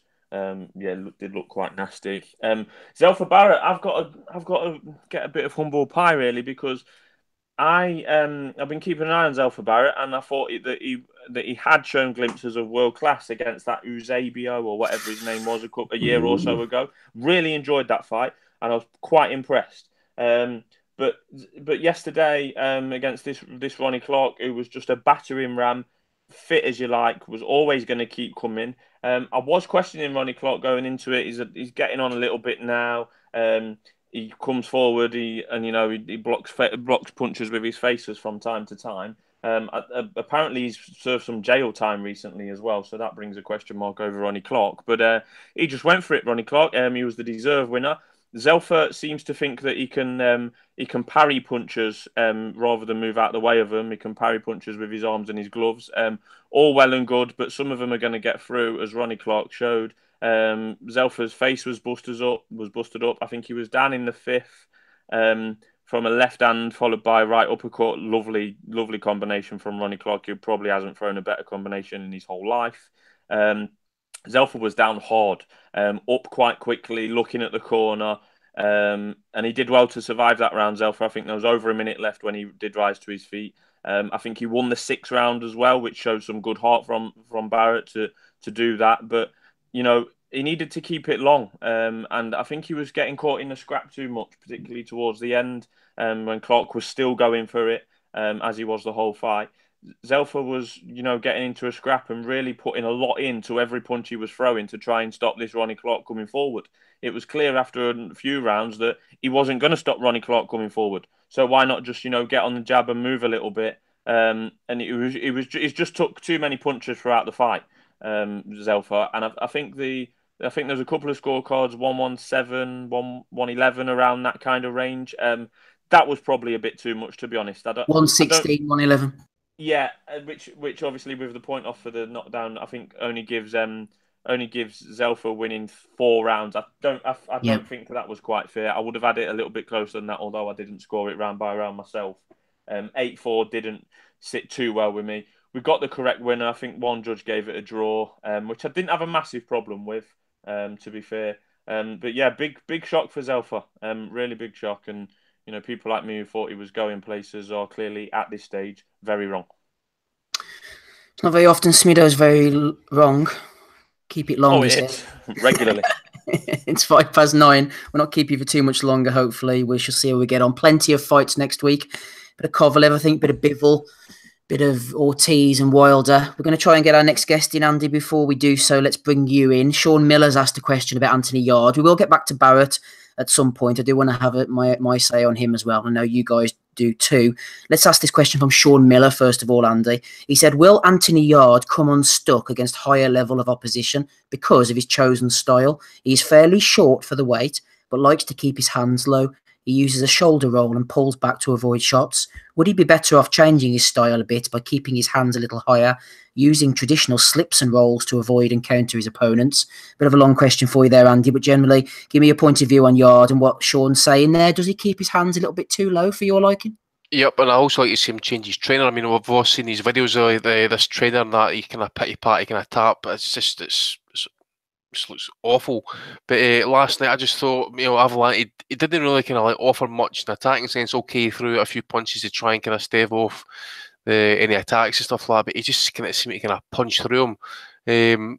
Yeah, I'll give him his due in regards to the left hands to the body. That I mean, they were evil. They were absolutely filthy fucking left hands to the body, and they can just take everything out of you. But it's not the type of opponent that you want to be kind of like tuning up on before you go into world level. I mean, number 3 WBO, you know, that day I reckon is going to come calling at some point. Again, as I says last week, Callie Sörlin's kind of made, you know, slight references to the fact that we're going to get the 175 tournament in the next series. I'm hoping we're going to get all the titleists involved in that one, but would probably then leave Yarde to maybe, if he's not going to attend, then he maybe just want to kind of like fight off in the background, maybe go to the European title and then kind of, you know, learn his trade. But you know, there's a lot of improvements required there. I did think he was hogging in breath a wee bit as well. Obviously, there's a lot of muscle there. Everybody knows that, but again, as I said, it wasn't impressive. He did what he was meant to do, I suppose, and that was use his brute strength, brute force, and kind of punch through the guy. But he's going to need a lot more than that at top operational and world level. Going to need a lot more. Great stuff. Thanks, Andy. Right, we have our second guest on the call for the evening. He's a former British welterweight title challenger. It's Shane Singleton. How are you, Shane? I'm good, thank you. How's yourself? I'm keeping very well. Thanks very much for joining us this Sunday evening. No problem at all. We'll just keep you for about 5 or 10 minutes, just looking through some of the fights over your career. First of all, before we get stuck into that, I heard recently that you were thinking about retiring. Have I jumped the gun, or what's going on here? Yeah, no, I've decided to. It was a very hard decision, and obviously something that actually upset me and made me feel quite sick having to do. But yeah, I've called it a day on my boxing career. I mean, obviously, you know your reasons. If you want to tell us or not, it's up to yourself. Anything particular that got you out of the game? Yeah, it's just really, to be honest, it's behind the scenes of boxing. I love boxing. I love fighting. I love the training. You know, I love the whole lifestyle of it. But there's that many corrupt people and bent people behind. Obviously, what the outsiders don't see. Is that really what's pushed me away, to be quite honest, and just things like obviously having fight dates and then training hard for fight and then it getting cancelled and dates changed and it's just all got on top of me, to be honest with you, because I dedicate my life to it. I don't do it in halves. I do it, I give 110% and everything, and then when I'm not getting out of it what I think I should be getting out of it, I've had to have a good think about the situation. Yeah, obviously, professional boxers like yourself put your lives on the line, and if people are cancelling fights or not paying you properly, then that's just a kick in the balls, basically. That's it. Obviously, the last fight, Peter McDonough, I did think I won the fight. I've watched it back a good few times. I did think I won the fight. So that is, you know, it isn't because of that, but also with that, obviously I haven't been paid the full amount off NSC Sports, what was agreed. So we're having to like take legal action against him for the Boxing Board of Control to try and get my money. You know, they treat me like nobody from day one, really. First the fight were agreed, then the fight weren't going to happen because the tickets weren't selling for the other fighters, obviously for the big fight what were on the bill. And then it just went on and on. He started at the press conference. He also started at the weigh-in. Just, you know, I'll try and keep it pretty short and sharp. But the gloves, they brought some gloves into the training rooms that they wanted me to wear. They actually had no padding in them. Punch pads, I nearly broke my hand, so I refused to wear them. They were saying I had to wear them. Then my ring walk entrance tune weren't the tune I picked. I don't know what it were, but they made me walk out. The result, me getting a 5-month ban and me not getting paid. So it's just, yeah, it's made me dislike the sport. A lot of people saw that fight taking place on YouTube. It was a big fight. The tickets weren't selling. The views maybe weren't coming in. And there was obviously the problem on the night with the PA system and everything. Was it basically just a bit of a farce behind the scenes, Shane? It were big time. It were a disgrace. It was absolutely. I was sat in changing rooms and people were coming in that are obviously working for the show, and they're like telling you you're on second, then telling you you're on 8th, and then telling you you're on 4th, and people running around like headless chickens didn't have a clue what they were doing, and it were just. And also in between the fights, some like I don't know what it were, but it were like somebody talking really loud on speakers for nearing up a full round. Truly bizarre. It was bizarre, wasn't it? Yeah, it were shocking setup, and it's a shame really because it is that what's obviously made my final decision to call it a do. So yeah, it's sickening to even think about and talk about really. When I was writing a big post obviously on my Facebook and on my Twitter and things to keep people in the loop, it was sickening me to as I was reading back through it. You know, getting a lump in my throat. I've done it for 18 years. It's been my life, but I've been pushed away from it. Just before we go to obviously some of the more positive aspects of your career, just that fight with Peter McDonough, you had a bit of beef at the weigh-in or whatever. Did he push you or slap you and then you got antagonised? What happened there? Yeah, it was like there were a bit of grief at the press conference, which were a couple of days before, and then the weigh-in. Yeah, we just went to head, and it gave me a bit of a push, slap sort of thing. Not to like put his hand around my throat and push me back, but he's missed my throat and caught me in face. So therefore, you can class it as a slap or a push, whatever. And then obviously I've gone to retaliate to get back at him.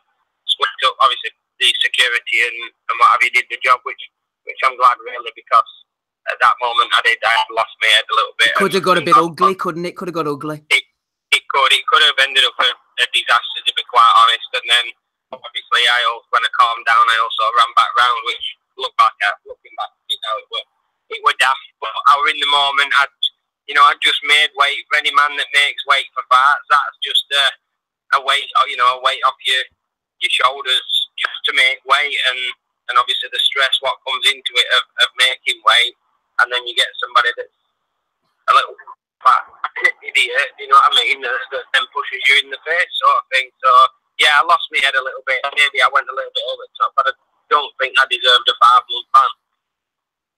Yeah, you got banned for 5 months. I think Peter maybe got banned for 8 months, did he, after that? Yeah, that's right. Yeah, he got 8 months and I got 5 months. Do you think, Shane, given that the fact we've seen things like Amir Khan throwing water in Le Greco's face, we've seen Derek Chisora picking up a table and throwing it, do you think maybe the bans for you two guys were a little bit excessive? Yeah, definitely. I mean, Peter McDonough, all right, I think what people don't know about this, which the Boxing Board of Control told me, and I've never said out because I'm just, you know, what it is, but Peter McDonough's mainly banned time was for drinking a bottle of beer after the weigh-in on the stage.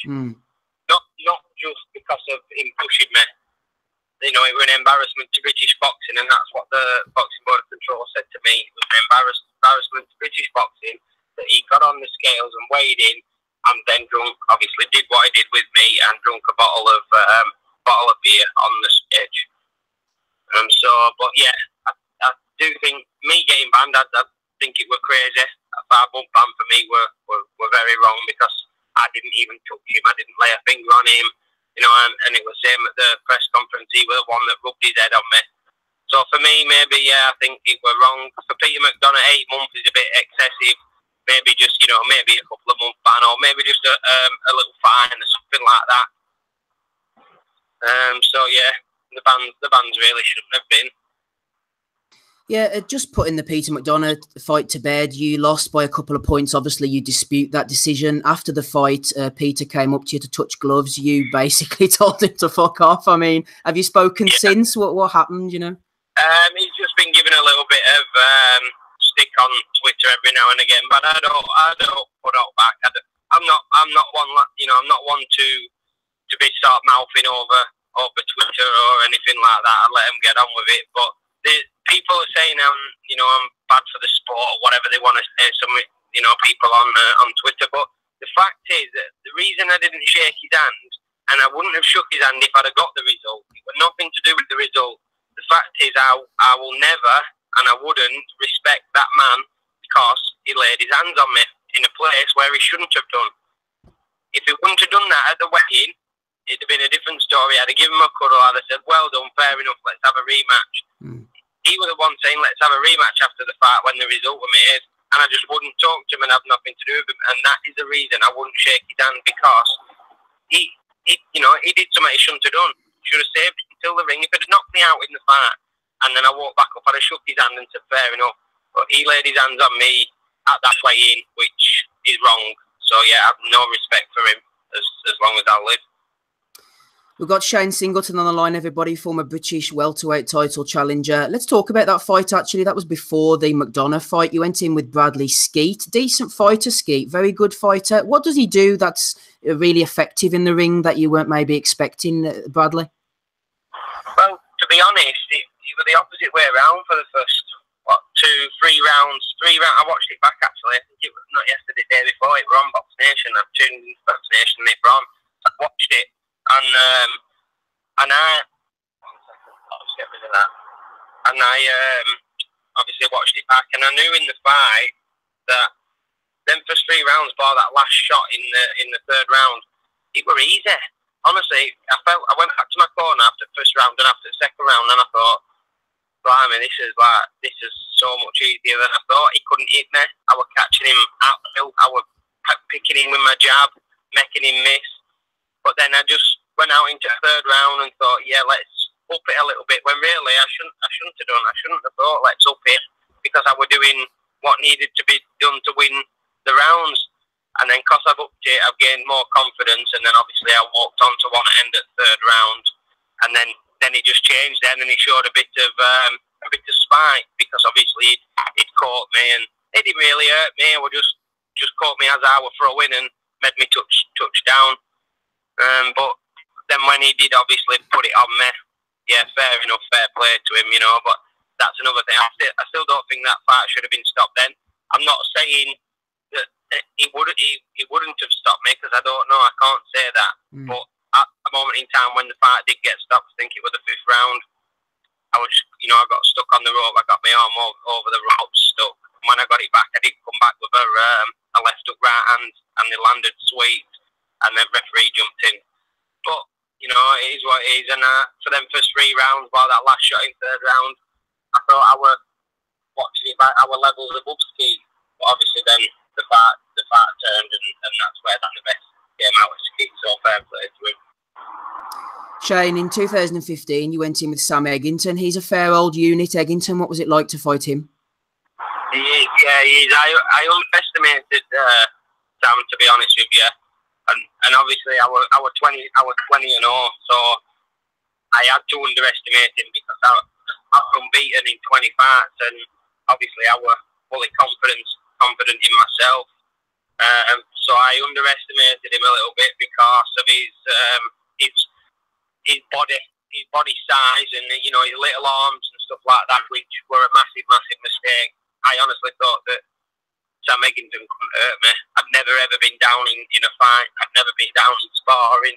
I'd never been down at all in my amateur career up until meeting from Eggington. So that's why I was going in there, not thinking I was invincible, but thinking I were on for beating him. And same with Eggington. I think I took the first round and then gained too much confidence from it then, and obviously walked into his sort of game and he stood there and tried to compete with him because I didn't think I could be hurt. And then obviously it showed from then on. Obviously we're catching some good shots which were dropping me. Not dazing me, not knocking me out or anything like that, but they were just big thuds, and I didn't see the punches coming in and just felt myself on the floor a few times. So he's a fair play to Eggington. I like him, and I've got respect for Eggington because he had respect for me before and after the fight. I told him I was going to come and fight, and I did go and fight, and he said after in his interview, he said fair play to Shane. He said he was coming to fight, and he came to fight. That's all I was getting was that I was going to run. I was going to run round the ring from him like I did when I fought Curtis Woodhouse. So we were just going off that performance, which were like 3-4 years previous to me fighting Eggington. Yeah, that was going to be my final question, actually. You fought Curtis Woodhouse in 2013. You also beat Steve Jevons, who was undefeated at the time, and you had a good win over Adil Anwar. What was the most satisfying win of your career overall? Satisfying win was definitely Woodhouse. Definitely that. I know that were a close fight, and obviously he prayed on that he thought he'd win it. I judged that fight myself after I watched it back, and I couldn't have been any fairer than to say, going into that 12th round, I needed a knockdown to win, or obviously a knockout to win, or it was going to be a draw. That's what I had it. I had it pretty even, and he got a point took off in the 10th round as well. Therefore, I knew then I'd won the fight because I just needed that 10th round to win, and I won the 10th round, and he got a point took off as well. So I was happy with that. That's definitely my proudest moment today. Or maybe knocking Adil Anwar out live on Sky Sports. But my proudest moment today was beating Woodhouse because nobody gave me a chance apart from myself. Shane, that's been brilliant. Thank you for talking to us and being so candid as well this evening. What about social media? Where can the listeners get in touch with you? Say that again, sorry. Where can the listeners get in touch with you over on social media? Social media, on my Twitter, on my Facebook. I've got Instagram now. To be honest, I'm not really a big Twitter fan. I don't mind it, but there's just a lot of keyboard warriors, I call them, that sat behind the computers or iPads or whatever, they're on the phones, giving it big licks on that Twitter, and so I don't really like it for that side. If somebody wants to message me on there with grief, they'll just get ignored. And if somebody wants to message me on there with support of any sort, then I'll definitely speak back to them and talk and do what I have to do. But anybody wants to give me any grief on there, you're wasting your time because you're not going to get anything back. Well said, Shane. Thanks for joining us this evening. No problem at all. Thanks for the call. All the best. Cheers. Cheers, Shane. Shane Singleton there, talking that 23rd of September, Smido, that fight was against McDonough, 23rd of September, and he said he hasn't been paid in full since then. And who was promoting that? Big Mick. Why has he not been paid? It was the Parker undercard, against Hughie Fury. Why has he not been paid? Don't know. That's shocking. Shocking. To get another mortgage out. Right, let's get on with the action from the weekend. We're not going to spend any time talking about Jojo Diaz. He knocked out Victor Terrazas in the 3rd round. Let's get on to this Zelfa Barrett thing then. I know Smido had his say. Andy, what about you? The thing is about Zelfa Barrett, I didn't think... I can see what Smido was saying. He definitely showed some nice touches, but I didn't think he was going to aspire to too much. This isn't me being wise after the event, but he got to 19-0, Barrett. And I think putting him against Clark was actually a bit of a step up too far. I know people say, well, obviously he needed to be stepped up, and I agree with that, but it was like they put him in against all these journeymen, and then all of a sudden they thought, shit, we're going to have to step this guy up. And then they stepped him up too far. you understand what I'm saying, Andy? Because, I mean, I know that he beat Conwell, but he was 9-2. He beat Arzejo, that Smido mentioned, but he was 28-21. 28 wins, 21 losses. So they've suddenly just pushed Barrett into a hard fight against an experienced guy who's fought for the British title, has gone the 12-round distance before. And I think it was a step too far. Someone who was hungry to win it as well, mate. No doubt about it. I mean, everybody knew. Well, we mentioned it last night. Obviously, Clark had a wee stint in the pokey. Read into what you will. I mean, there is a lot of claims saying it's a lot of nonsense and stuff like that. But it doesn't matter. But he came out there and he just laid it on Barrett. And at times, Barrett was looking to do it off the back foot. He was mainly landing or looking to land kind of single shots. Sometimes he'd let his hands go. Sometimes they would be way, way wild. He got to give him a lot of credit though for the the knockdown, the 6. I mean, that was hard. Hellacious right uppercut. That was brutal. I'm getting feedback off somebody there. Two versions, are you there, Andy? Aye, so I was a brutal right uppercut, but Barrett, as I says, I don't know if I said it. Was it Steve Wood? I said it to a couple of weeks back when he was on, and I mentioned about Zilver Barrett. And I think I says to him, Steve Wood. We were talking to Steve Wood, weren't we? Yes, it's time for a step up and that. But that had to come at some point. He had to get a step up because obviously he's never really fought anybody, and he really had to get a step up in class. But because if you look at it, I mean, he's got his like Jordan Ellisons and stuff like that. But guys like 7-10 records, 28-21. That's okay if you want to work on it. I know his dad's got a lot of saying in his career and stuff, but that last night shows that maybe a bit overhyped. I don't know. But certainly, he needs to go back and work on it because that's 19-0. You would think he'd be kind of like really pushing at the door for like British title fights, maybe even. But what I'm trying to say, Andy, I hope I'm getting this point across, is that it was disjointed matchmaking. They should have. I don't blame them for putting him in with Clark, but 2 or 3 fights ago, he should have had maybe a tough 10-rounder, then maybe another tough 10-rounder, then maybe somebody else, and then a Clark. It's like they've just gone from one level, boom, right up to another level. I mean, what would you done? Would you put him in like a Kakachi before that? No. I think that would be too tough as well. Somebody below Clark's level. I'll have to have a look in the rankings. Maybe like, I don't know, maybe an Ian Bailey, or I don't even know if he's still fighting. Maxie Hughes. Maxie Hughes, perfect. Exactly, somebody like that. So someone kind of really kind of run about the central area, kind of like southern area titles and stuff like that. I think that's at his level and stuff. But as I say, you were going to have to step up at some point. I mean, obviously, James Tennyson, he's Irish champion. That might have been a decent enough fight, but I think he would have learned a lot off that there last night. And I think it would maybe kind of say to his side that, okay, look, maybe need to kind of work on a few other things and that, because again, at times last night, I think he looked slightly novice-like. And to be honest, okay, Ronnie Clark, being 33, 34-year-old, and that, he knew that was his career on the line there last night. After the year he's had, he had to step it up, and fair play to the guy. I mean, hopefully he gets another big TV slot, maybe a British title fight or whatever, and that.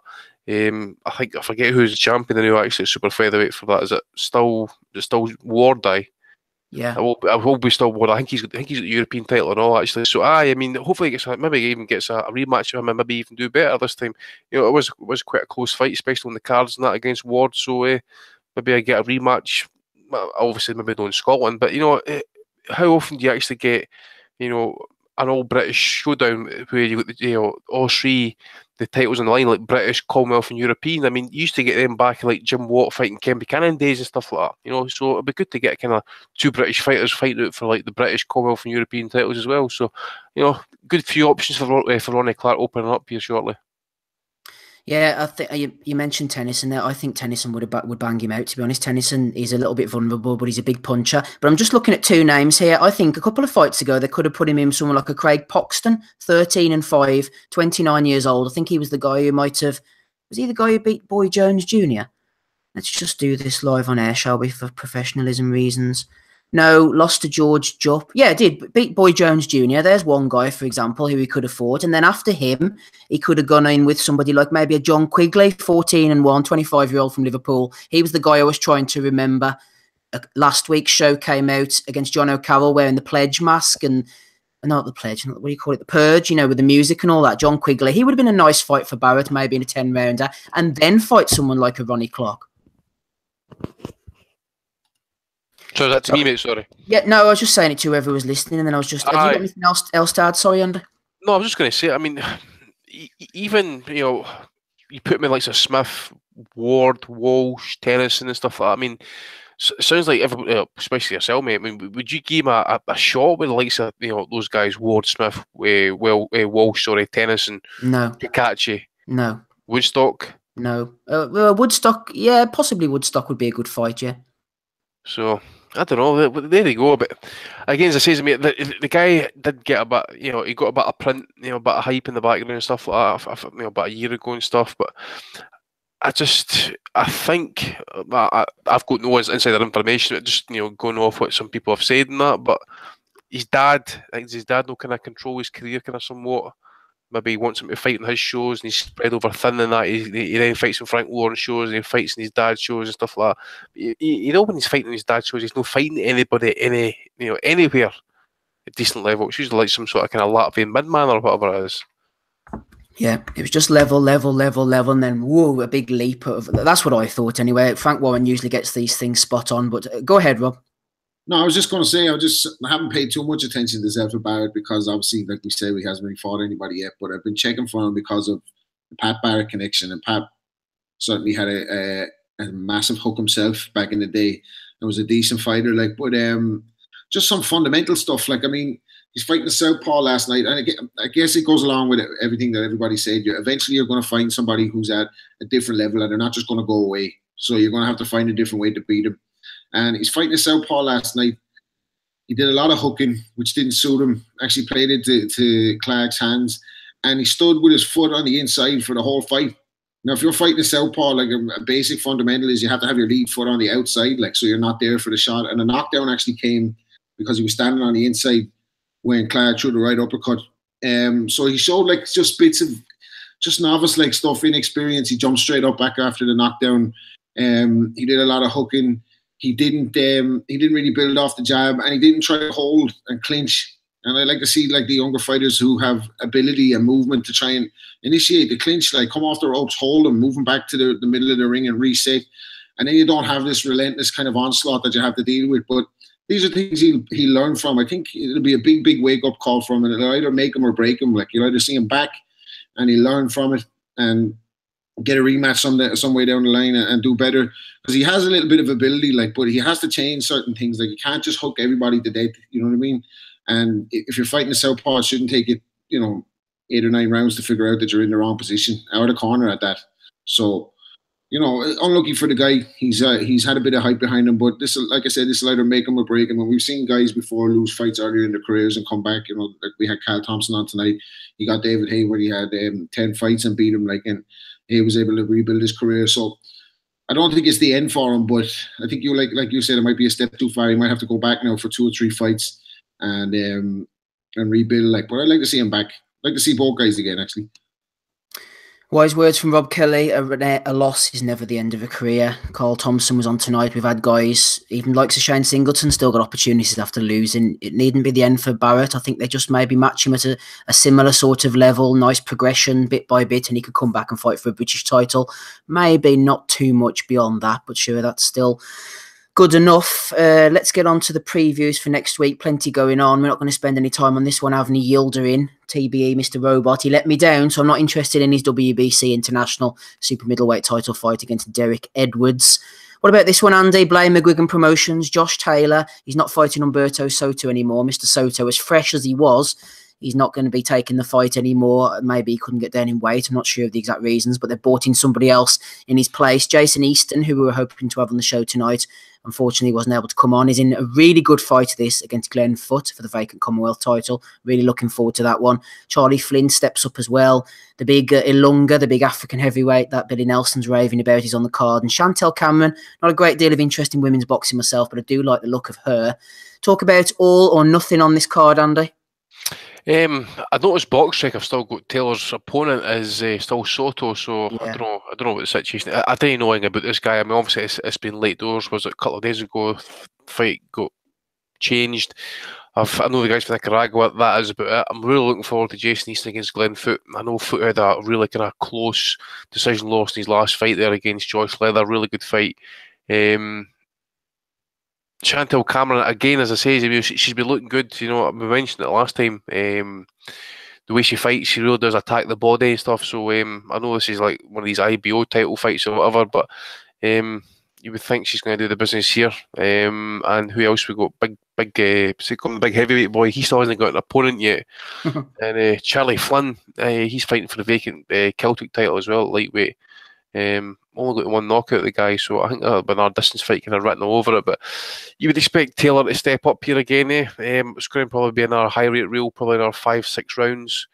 I really don't know how well it's going to do in the hydro. The hydro holds about 18,000, so I don't know if it'll cut back the capacity or whatever.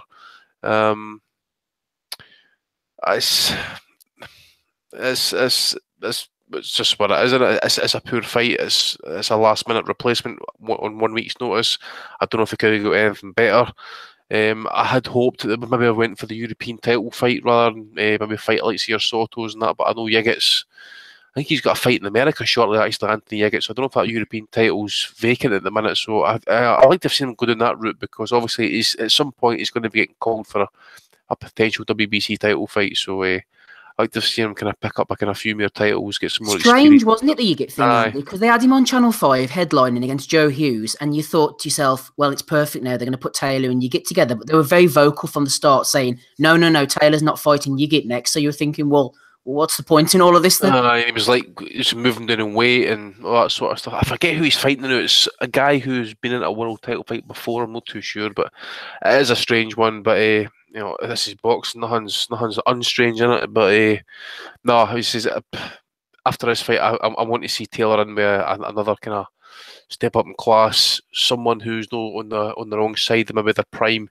And you know, someone that's going to kind of give him a legit test before he moves up to world level. Because I'll tell you, if he wins emphatically next Saturday, then the cry is going to be coming up at some point. They're going to be talking about world title fights. He should be fast tracked and all that sort of stuff. So it's going to come. So you'd as well get him in with a kind of tougher opponent who's going to ask him more questions before he goes up there. Yep, Mr. Yigit is fighting on the Regis Prograis Julius Ndongo undercard on Friday the 9th of March. It's a Lou DiBella show, and he's against, let me have a look, Ivan Baranchik, 17-0. So that should be a decent test for Yigit. Hopefully he gets past that. And, well, yeah, I don't know what they're going to do with Taylor, but you would have thought it would have been a natural fit. Forget about Taylor Smido. Tell me about Kell Brook. You're a great one for the odds. He's fighting next Saturday night in the Sheffield Arena against Sergei Rabchenko. Nice little feeler into the weight, like middleweight for Kell Brook. Rabchenko is pretty basic. He's a Ricky Hatton fighter. He doesn't really put too many combinations together. He's quite leaden-footed. You'd imagine he'd be made to order for Brook, wouldn't you?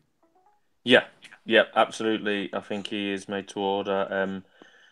First, remember Rabchenko for when he hit that wicked body shot against Ryan Rhodes all them years ago, which was an absolute cracker. But I think Rabchenko, he went down under, did he not, to fight at one stage? Our friend Anthony Mundy. He did, yes. Been fighting pretty much under the radar.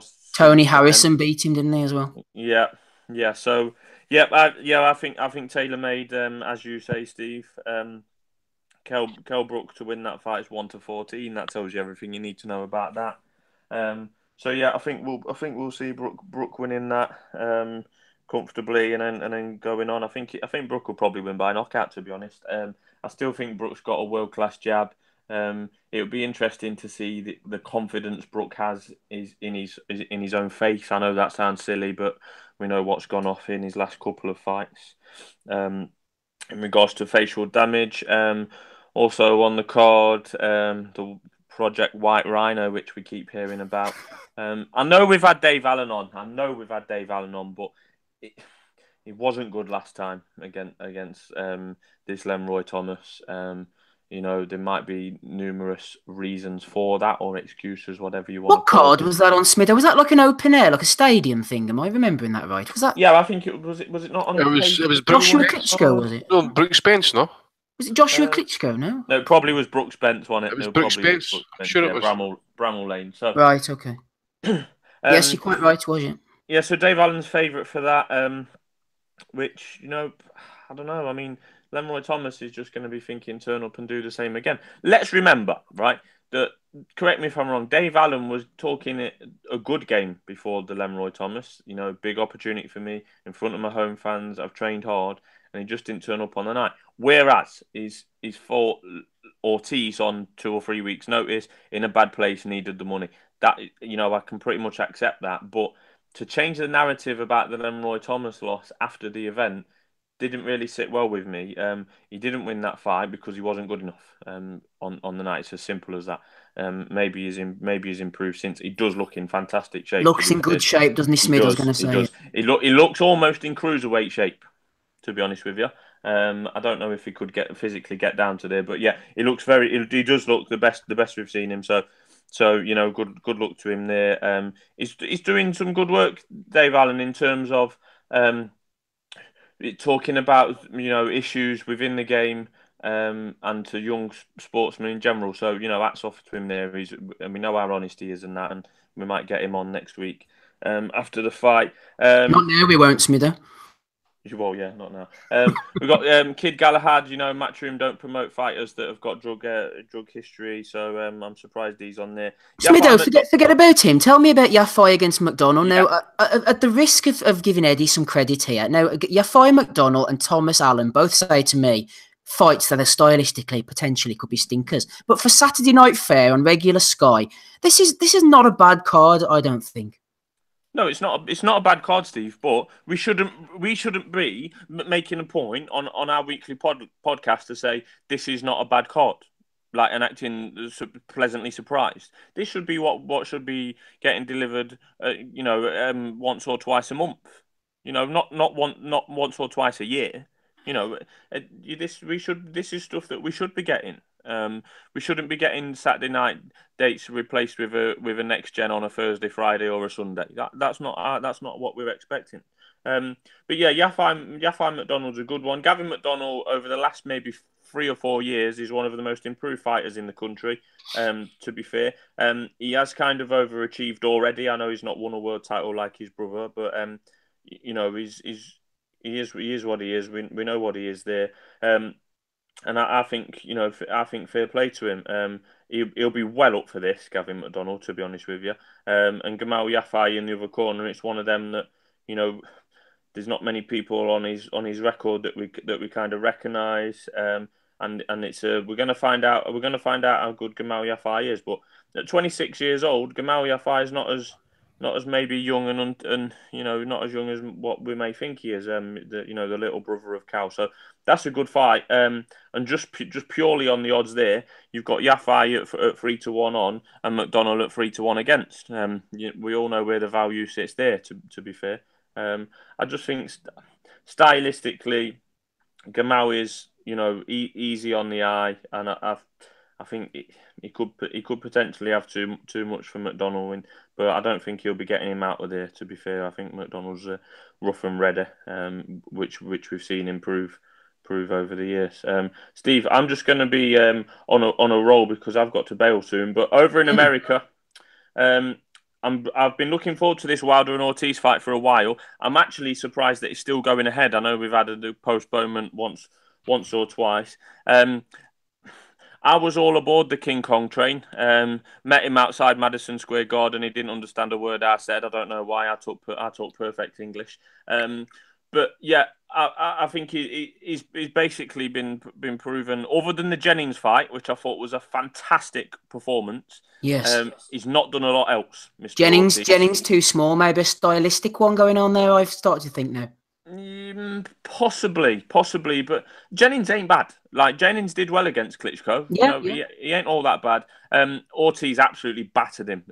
Ortiz ain't gonna be able to throw those uppercuts against someone as big as Wilder, as someone the size of Jennings.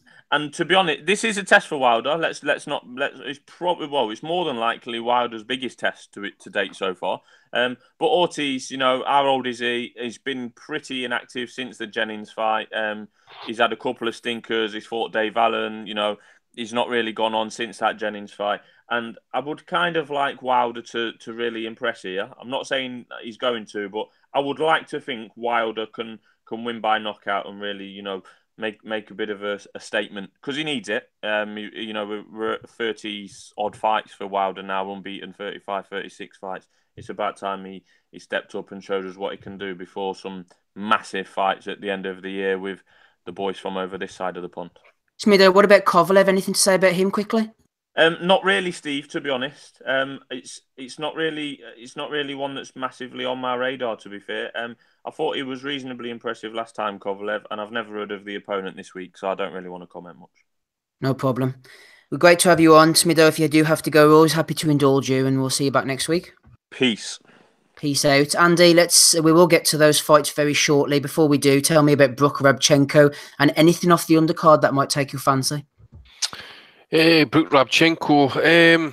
Well, I think we discussed it on the first podcast back and stuff. I mean, Rabchenko, he is what he is. I'm no overly impressed with him. I mean, he go to Australia and basically not let your hands go against a near 40-year-old anti-Mundine and still lose the fight, even though narrowly. I think it just kind of speaks volumes a wee bit. So I really don't know. I don't know if he's going to turn up in the mood, if he's going to want to fight, if he's looking to fight. A lot of people are saying that Brook's looking a lot more healthier. He's not obviously he's going to be. I mean, he's not shredding himself right down to the limit trying to make weight. He must be nigh on near 2-3% body fat trying to make 147. But it's the other thing as well, isn't it? I know Rabchenko, he's got a decent kind of ratio for a knockout record and that, but it's not really against like great opposition. But you just wonder if he can punch hard enough and will Brook's eye sockets actually hold up to it, because I think we did mention it as if it could be a stray head, it could be an elbow, just accidentally or whatever, and it might go, and that might be his career. You just never know. But we'll just need to wait and see. I do expect him to win and look well on doing it. I probably expect him to do it in points. Even though a stoppage maybe wouldn't surprise me. Again, it depends what kind of mood he's in. We all know this, that if Brook's fighting, if he's not really in the mood, then he might just he's just be like half-assed, kind of like doing what he's wanting to do and just get the points. I'm not really all that interested in McDonald UFI whatsoever, and Dave Allen, Lenroy Thomas, I'm not really that bored with either. So I noticed Sam Eggington and Rocky Fielding are still kind of got TBA opponents and stuff, which is kind of inspiring stuff, isn't it? It's shocking. I mean, the guy's a British champion just now. Why is this guy not got another fucking fight? Why is he not getting another British title fight so he can push towards getting that title outright? It's pish, and it's only I think it's a 8-rounder or something like that. What is the fucking point? What is the point of that? So no, I think the card alone is awful. And I says that the only thing is really going to be kind of like piquing your interest to see is to see how Brook looks at 154 and whether his eye socket's going to hold up to any punishment. Well, but the risk of sounding like a broken record, I've spoken before about Brook and also against the likes of Nathan Cleverly. I think Brook's one of these guys who would happily walk away from the sport. Now he's done his thing, he's made his money, but Eddie's maybe having a whisper in the ear, come on, son, if you move up to light middleweight, we can say you were tight at the weight, you fought the beast, we can get another bit of mileage. Yeah, the Khan fight. He's dangling that fight. To be honest with you, that fight by the time it happens, is well past the sell-by date, isn't it? We wanted to see the two of them prime for prime at 47, see who's the best. I have me doubts on who wanted the fight and who was trying to make the fight or whatever. But to me, Brook needs an emphatic knockout next week, against this guy. I know he hasn't been stopped before, but he's limited. And if he is what they say he is, Brook, he's going to be one of the best fighters at 154, according to Eddie. So he has to get out and stop him. If he gets out and Rabchenko gives him puts in a performance and starts to make him look ragged, and Carson Jones forces the fight a little bit, makes him look uncomfortable he's not going to look good even if he goes to a decision. So he really wants to go out and smash him out of there, doesn't he? That's really where I see that. I don't. Brook to me has to have a big win here after coming off 2 drubbings. Donny, do you have anything to say about Brook Rabchenko? You're team Rabchenko, aren't you? No, because as much as it is passed by the sell-by date, eventually I do want to see Khan fight Brook. I have a feeling, that's probably what Khan signed with Eddie for in the first place, is that eventually at the end of that 3-fight deal, I'd imagine that it's going to happen. And just for the bragging rights, I'd like to see it, even if it doesn't mean anything. So I will be rooting for Brook here to get the job done. And I think he will. I think it's an intelligent choice on Hearn's part. you know, he puts these matchups together for a reason, and I think that he's picked a pretty, you know, respectable on paper opponent for Brook, but one that ultimately isn't going to pose a lot of problems for him. Donnie, while you're going in deep there, let me get your opinion on this next fight we're going to preview over in Brooklyn, New York. Deontay Wilder against Luis Ortiz. We've also got Durrell in the rematch against Uskatagi. A few other fighters of note on the undercard. Sergei Derevchenko is fighting. He is hopefully getting a shot at the middleweight title soon.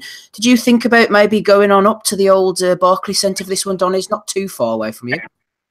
Well, I would have, except I think I'm going to be in New York 2 weeks after that for that. It's the card with Conlon on it because Tommy's going to be there.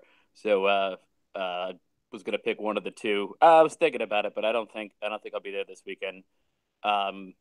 And with respect to the predictions, I think Wilder takes it. Ortiz has been out of the ring obviously for a long time, and the fact that Wilder was eager to give him that second shot, even after the pullout. Or I'm sorry, not the pullout, rather, but the drug test that ultimately scuttled the first fight. I think that probably means that Wilder thinks he can get the job done here. He didn't try to run away from the fight, but in fact ran towards the rematch. Nobody really, of course, knows how old Ortiz is, right? He very well could be a few years older than what the book says, and he is a skillful fighter. But I think the reach of Wilder and the power will ultimately be too much. I think that you're either one of two things is going to happen. Either he's going to land that big right hand early and take probably an Ortiz that is probably past his best and also a little bit rusty. He's going to put him out of there with one huge shot.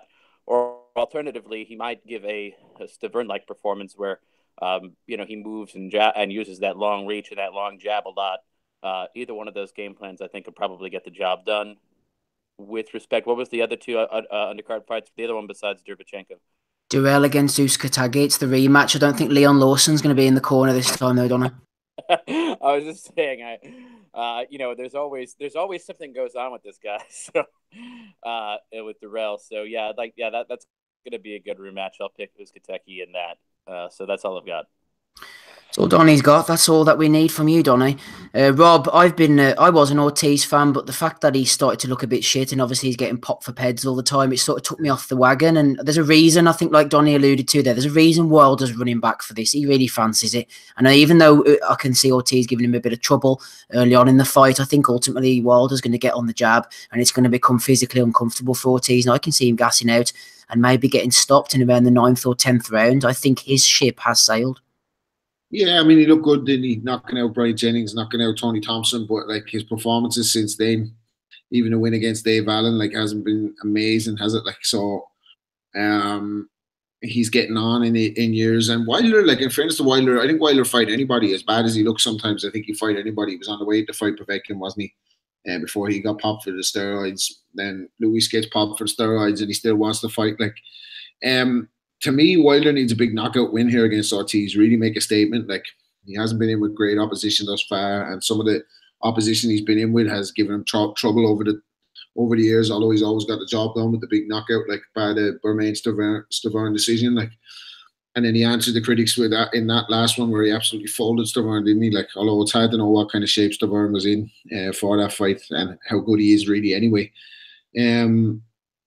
He needs to knock him out, like, and there needs to be no kind of banana skins in this fight because Wilder, as powerful as he is and as awkward as he is, he has vulnerability as well. And Ortiz can bang a little bit, can't he? So I would heavily favour Wilder in this one, and hopefully he could get the job done within 6 rounds, put on a real show, and really stake a claim for that showdown against Joshua. You know what I mean? Because they're hoping like that Ortiz provides a banana skin here and he knocks out Wilder for AJ and he doesn't have to face him. Like, so for that reason alone, I hope he gets the job done with an absolutely trademark Wilder knockout, like straight punch down the middle. I could see it coming from that. The undercard with what's his name? Uskatagi. How do you pronounce his name? Uskatagi. Yeah, I'd love to see him win just for the shenanigans after the fight. The last yeah, controversially as well, be brilliant, wouldn't it? Yeah, that was deplorable. Like whatever went on in the aftermath of that. And Durrell, like it's a must-win for him because if he loses this fight, you can see at least one of the Durrell brothers out of here for good.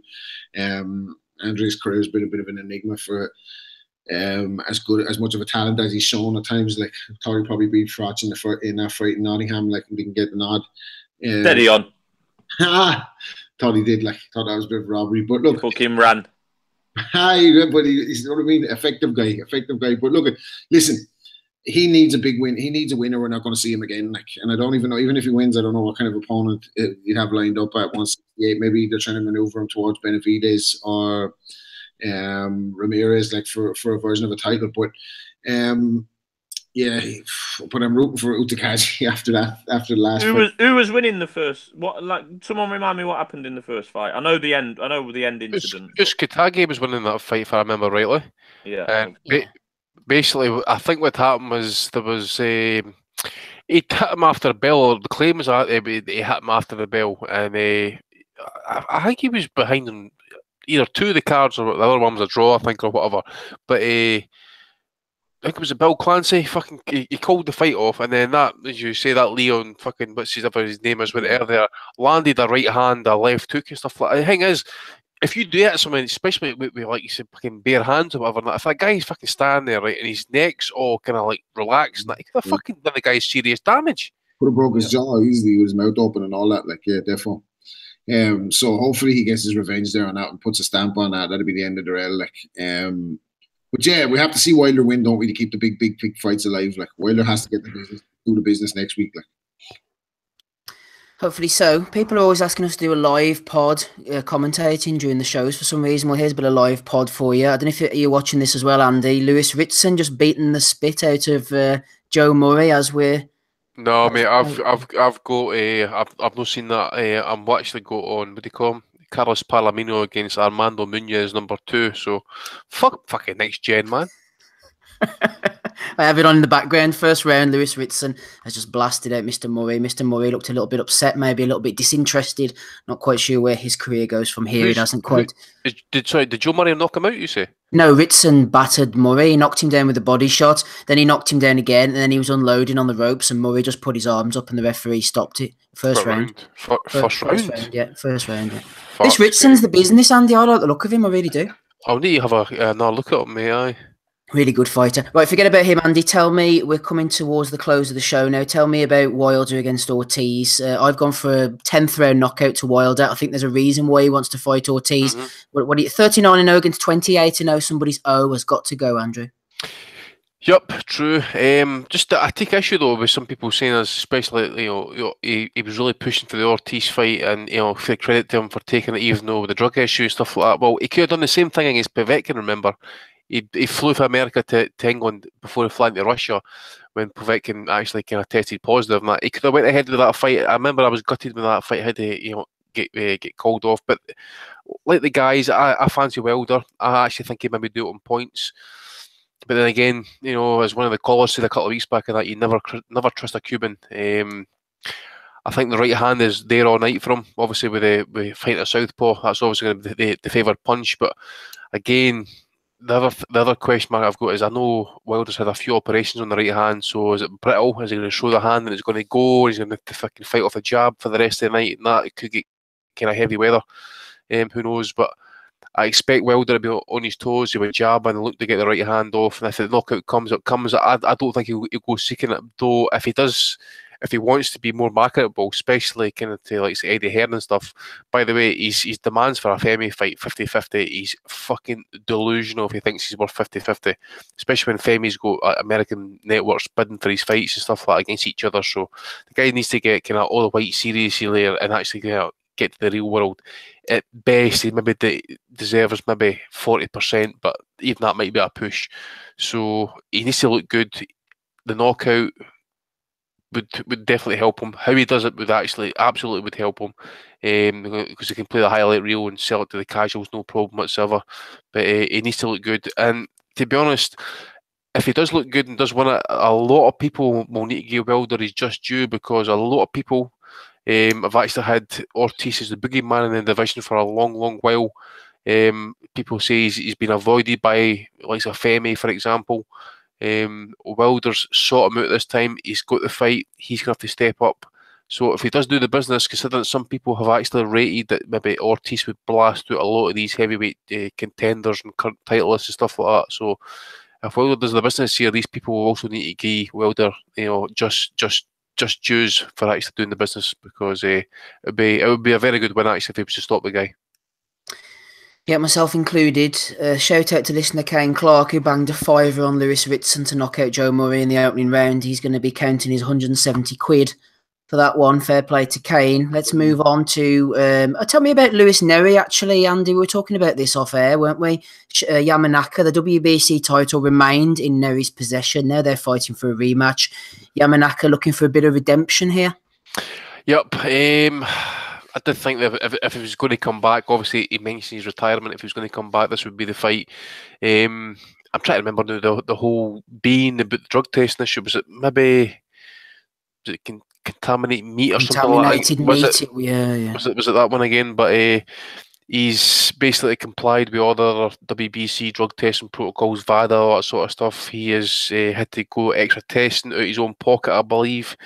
But I think we said it before that Yamanaka was probably there to be had at one point. He was getting dropped a few times in previous defences and stuff, and he just maybe wasn't as prime as what he was. But yeah, if he's going to be kind of, well, obviously some people mention maybe a fight against Inoue and stuff like that. Well, he needs to win this fight, but I think Nery's going to do the business. Actually, I mean, all Yamanaka's really going to have is that left hand.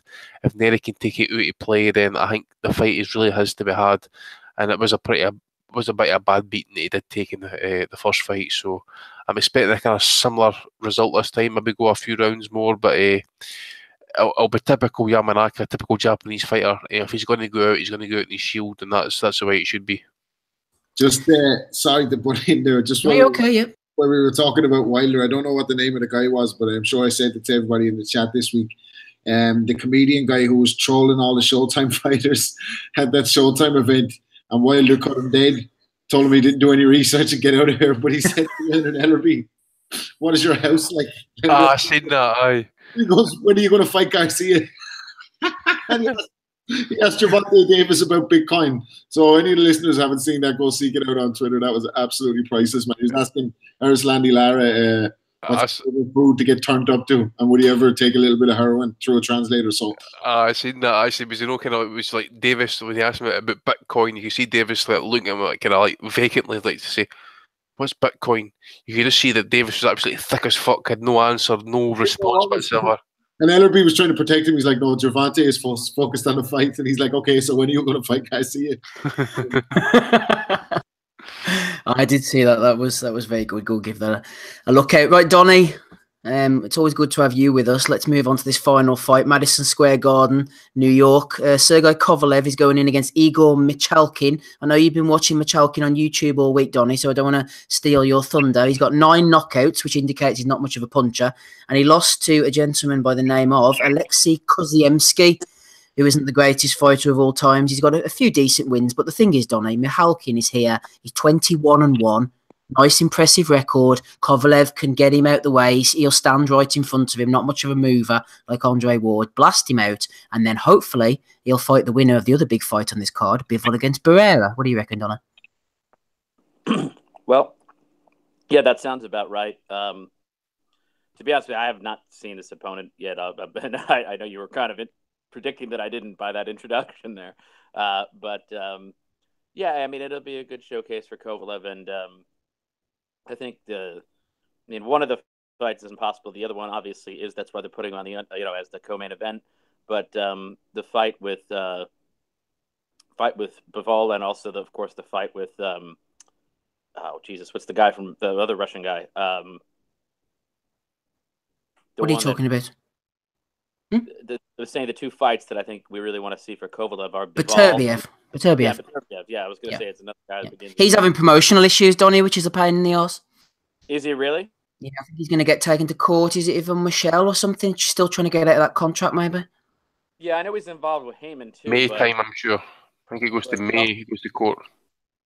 Yeah, I don't know. Maybe he's trying to go just basically all the way with Heyman and get rid of Michelle. I don't know. That seems to be honestly sometimes something that happens. Like, Garcia wanted to get away from Aram and get in with the Heyman crew, and he was in court forever. These older guys like Michelle and Aram, they come from the old school. They're just not going to let you fight because they want their peace, and I don't think they want to set the precedent of letting their fighters get away, and in case other people get the same idea. That is unfortunate because I think he turned pro rather older than a lot of the fighters do. He's already over 30, isn't he? Petreviev? No, I think is he 29? I don't know. Okay, so maybe not, but hopefully that can get resolved soon enough because I do want to see, him go ahead with Kovalev, but also the Kovalev Bivol fight is, I think, what we're all looking forward to. So, no, sorry, apologies, Donnie. You're quite right. He's 33. I had taken a few years off him. Mm-hmm. So, hopefully we can get that resolved soon and get these two excellent light heavyweight fights going again. I think to see Kovalev, all right, he loses these two fights against Ward. One of them, at least, definitely under questionable circumstances. I'm actually talking about the first one, not the second one. I know Tommy has problems with both of them. But I mean, those were good fights. And, Andre Ward, whatever you think about those fights, he is one of the best. It'll be interesting to see if Kovalev can now reunify the division again. And here he is on his quest to do that. And we'll see what happens with him and with Bivol. Most likely, I mean, Bivol's Barrera is no gimme fight for him either.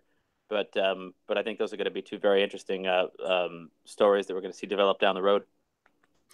Yeah, these Russians, Ukrainians, and what have you, Rob, they are starting to circle. Unfortunately, Beterbiev looks like he's going to have one of these careers where he's going to be sidelined by promotional issues. He hasn't got a fight on the horizon. He's got legal issues coming up, and it's just going to cripple him, unfortunately. As for Alexander Gvozdyk, he's fighting Mehdi Amar on the 17th of March. You've got Bivol defending this portion of the WBA title against Barrera. They are starting to close in on Kovalev now, which is a good thing.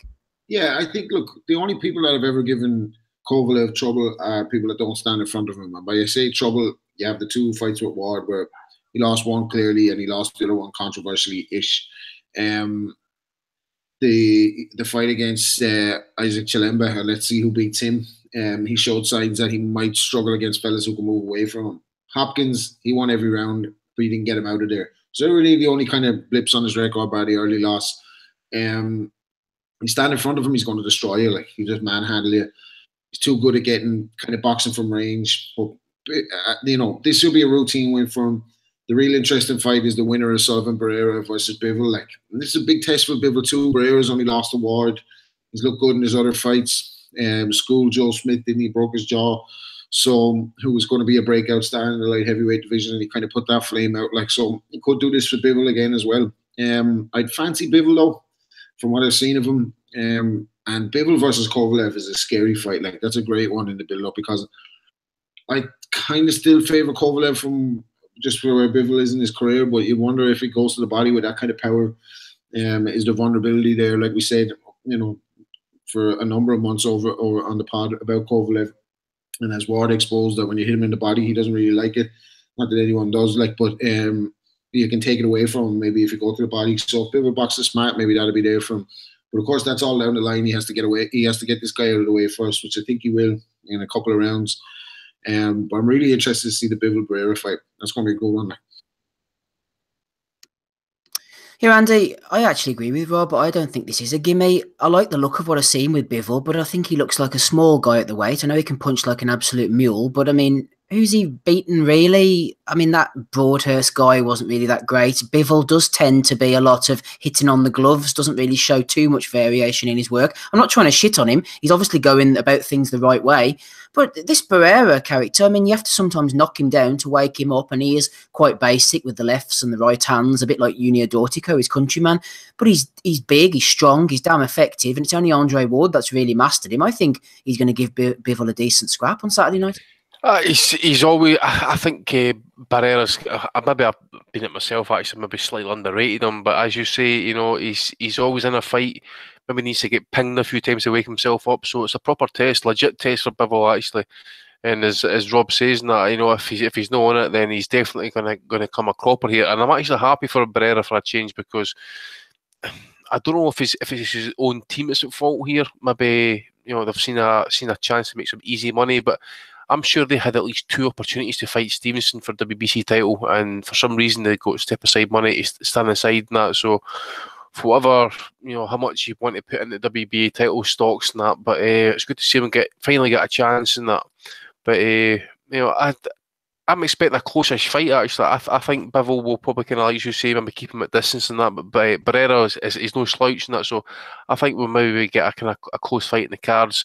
I agree about the situation with Kovalev and that. The guy he's fighting, I mean, his best win's probably Tommy Oosthuizen, who, to be honest, was last year, who was the clutches, like the crack fucking cocaine addiction or whatever it is. So you're expecting Kovalev to kind of do the business here. But I actually agree with what Andre Ward was saying there actually as well. You just don't know where mentally where is Kovalev at the minute. And I'm really looking forward to. I mean, obviously, Kalle Sörlin wasn't in Germany last night. Is he in America for next week? Is he trying to get the Barreras, Kovalev, and Bivol signed up for this imminent 175 tournament, which the sources are claiming is pretty much almost there. So we kind of hope we get the likes of Barrera, Bivol, Kovalev in the 175 tournament. But Beterbiev, as I say, he's got legal issues. I think he's going to court in May, which is a bloody shame. It's going to keep him out of the ring for longer, so I don't know what's going to happen with him. But it's a division that badly needs a crowning champion. The titles have been proliferated. There's a lot of kind of killers at 175. I mean, obviously we mentioned Yarde kind of coming in here as well, but obviously he's not going to be wanting in that business anytime shortly. So, again, as I say, cruiserweight division at the minute is amazing, but light heavyweight is just bitching for these fights to be made. Jack, Alvarez, Gvozdyk, maybe Marcus Brown, for example. But Stevenson, Bivol, Beterbiev, Kovalev, all these fights have got to happen, and hopefully the World Boxing Super Series can finally get that for us. Yep, hopefully the winners of these respective bouts, Bivol, Barrera and Kovalev Michalkin, will fight each other. That's hopefully the idea that HBO has in mind. A few housekeeping things before we get Bellew of the Week and finish up. Let's have a look. We have something going on next Saturday evening in Oldham. I think it's this Ultimate Boxer thing. Andy Kremner, Jake Bulger, a few other guys are on the card.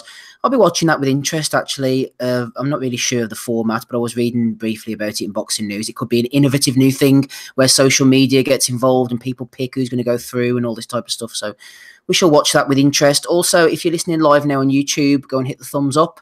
Go and hit the thumbs up button. Same if you're listening to the pod as well on iTunes during the week. Go and hit the thumbs up. We're also, for our Patreon listeners and subscribers, we're doing a live show this Friday evening at 8:30.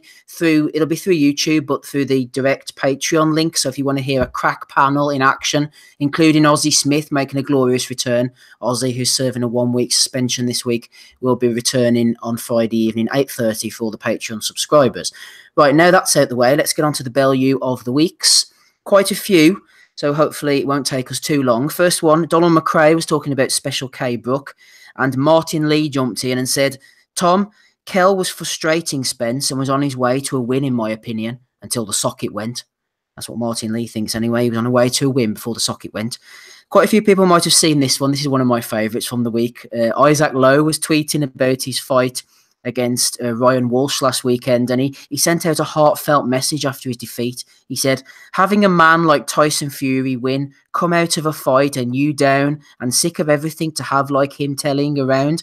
You down great and should have win. Could not have anyone better around me. # friends. That sounded like a poem. That actually, you know that. it was nice words. Nice words. Deep, meaningful. Deep, meaningful. Babs_SP has nominated Eddie Hearn. He was celebrating this Brooklyn show, Jacobs against Selecki, and he put up the wrong flags. I think he put up possibly the Singapore flag or something instead of the Polish flag, and the Uruguayan flag instead of the Argentinian flag. So Eddie needs to get his flag emoticons going there. Andrew Bryant was talking, Caleb Presley, this is what Rob was on about earlier actually, just fooled Leonard Ellaby, who's probably the greatest promoter of all time. Leonard Ellerby, the greatest promoter of all time. Not quite sure about that one, Andre, but I suppose if that's your opinion. Terry Adams was tweeting at Eddie Hearn. Eddie, is the Deontay Wilder fight going to be on Sky or box office against Ortiz? Any help is appreciated. Box office. Yeah.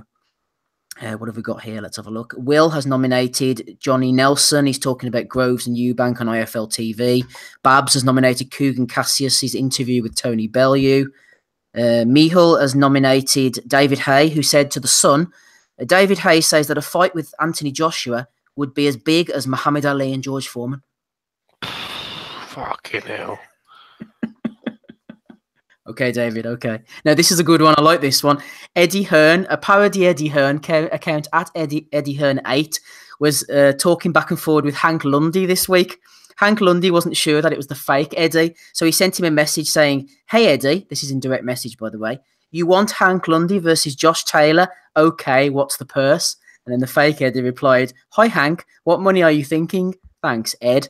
And then Hank Lundy said, I got a call to fight Josh Taylor. That's your fighter, right? And then the fake Hearn said, yes, Josh is with Matchroom. and then Hank asked for 120,000. Really? Dollars or pounds, says Eddie. Sorry, I'm driving, $150,000. I would love to come over to fight there. I have a lot of fans over there. 150 grand to fight Josh Taylor. Are you fucking kidding me? He has a lot of fans, he says. And then Eddie said, the most I will offer is £100,000. And then Hank says, $100,000?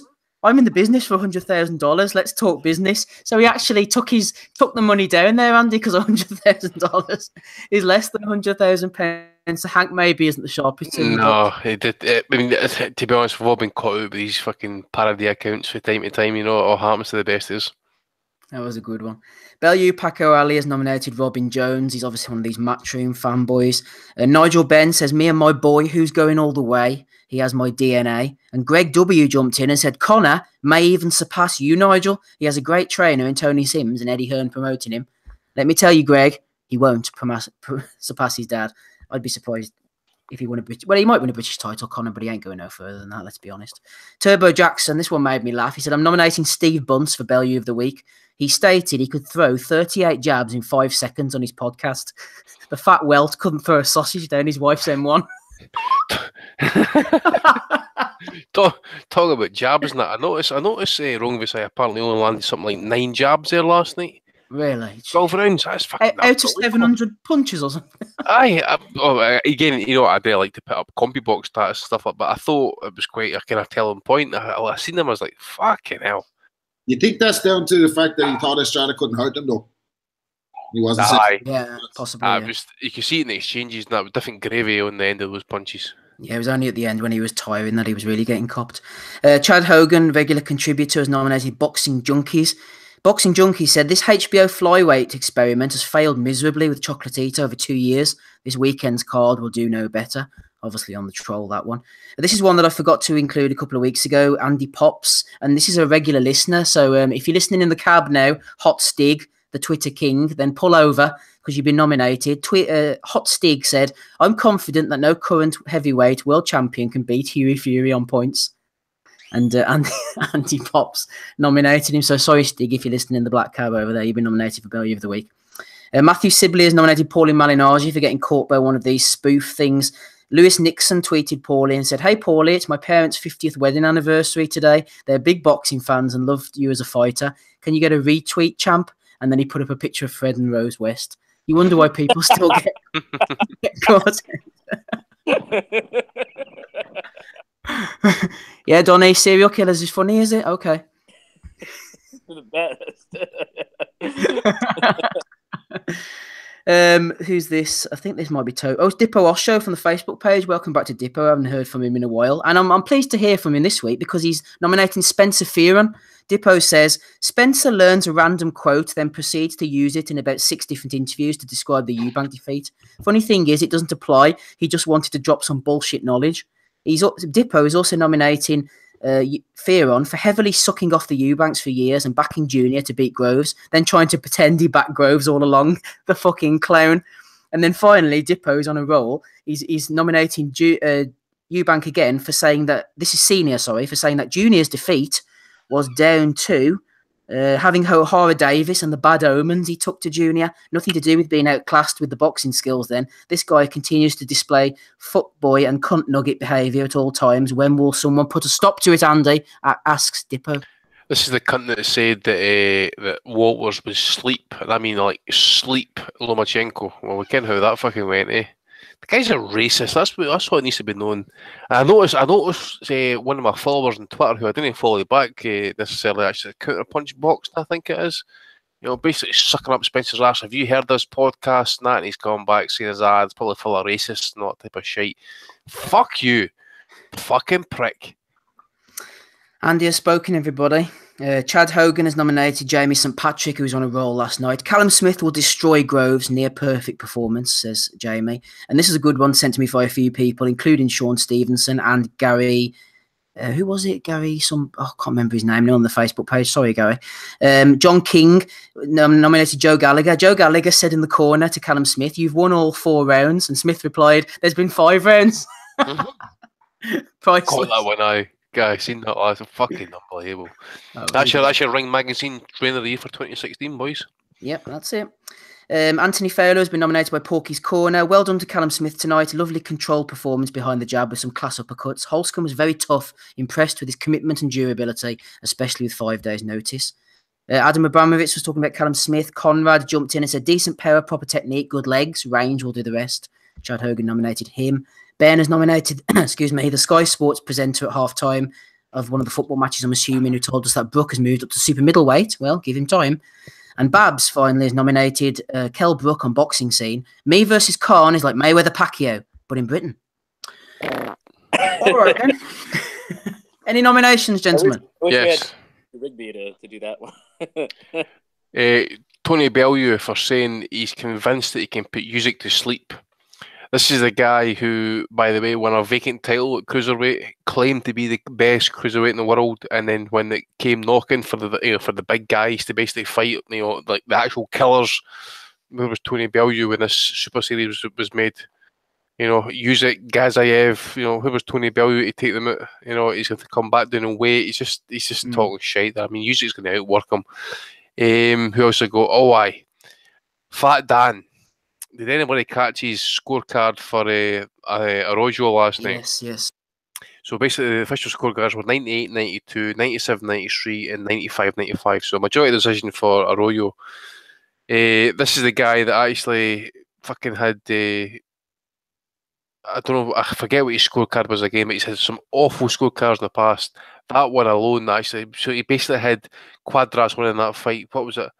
98, 92, I think it was. Eight was it 8 rounds to 1 or something? Absolute shambles, And as for that fleece that he always constantly wears, take it off and get it washed, you dirty fucking black bastard.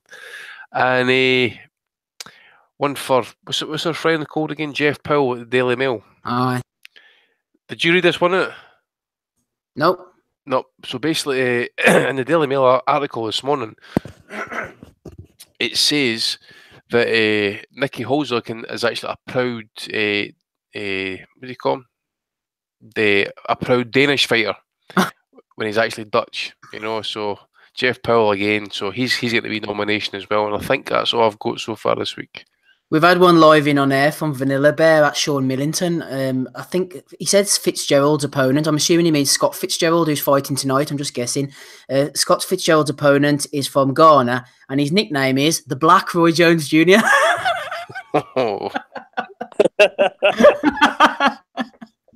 As opposed to you, the White Donny Baseball.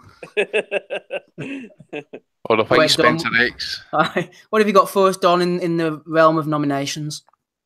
Oh, my one was taken. I didn't know if it was going to get in there, but mine was the Brook one. Anything from you, Rob, before we have a whip round and get out of here?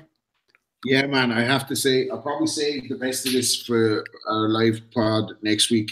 But this whole press conference between Bellew and David Hay, what a farce! Two absolute salesmen. And if you go into your pockets and you buy this fight, then you deserve everything you get.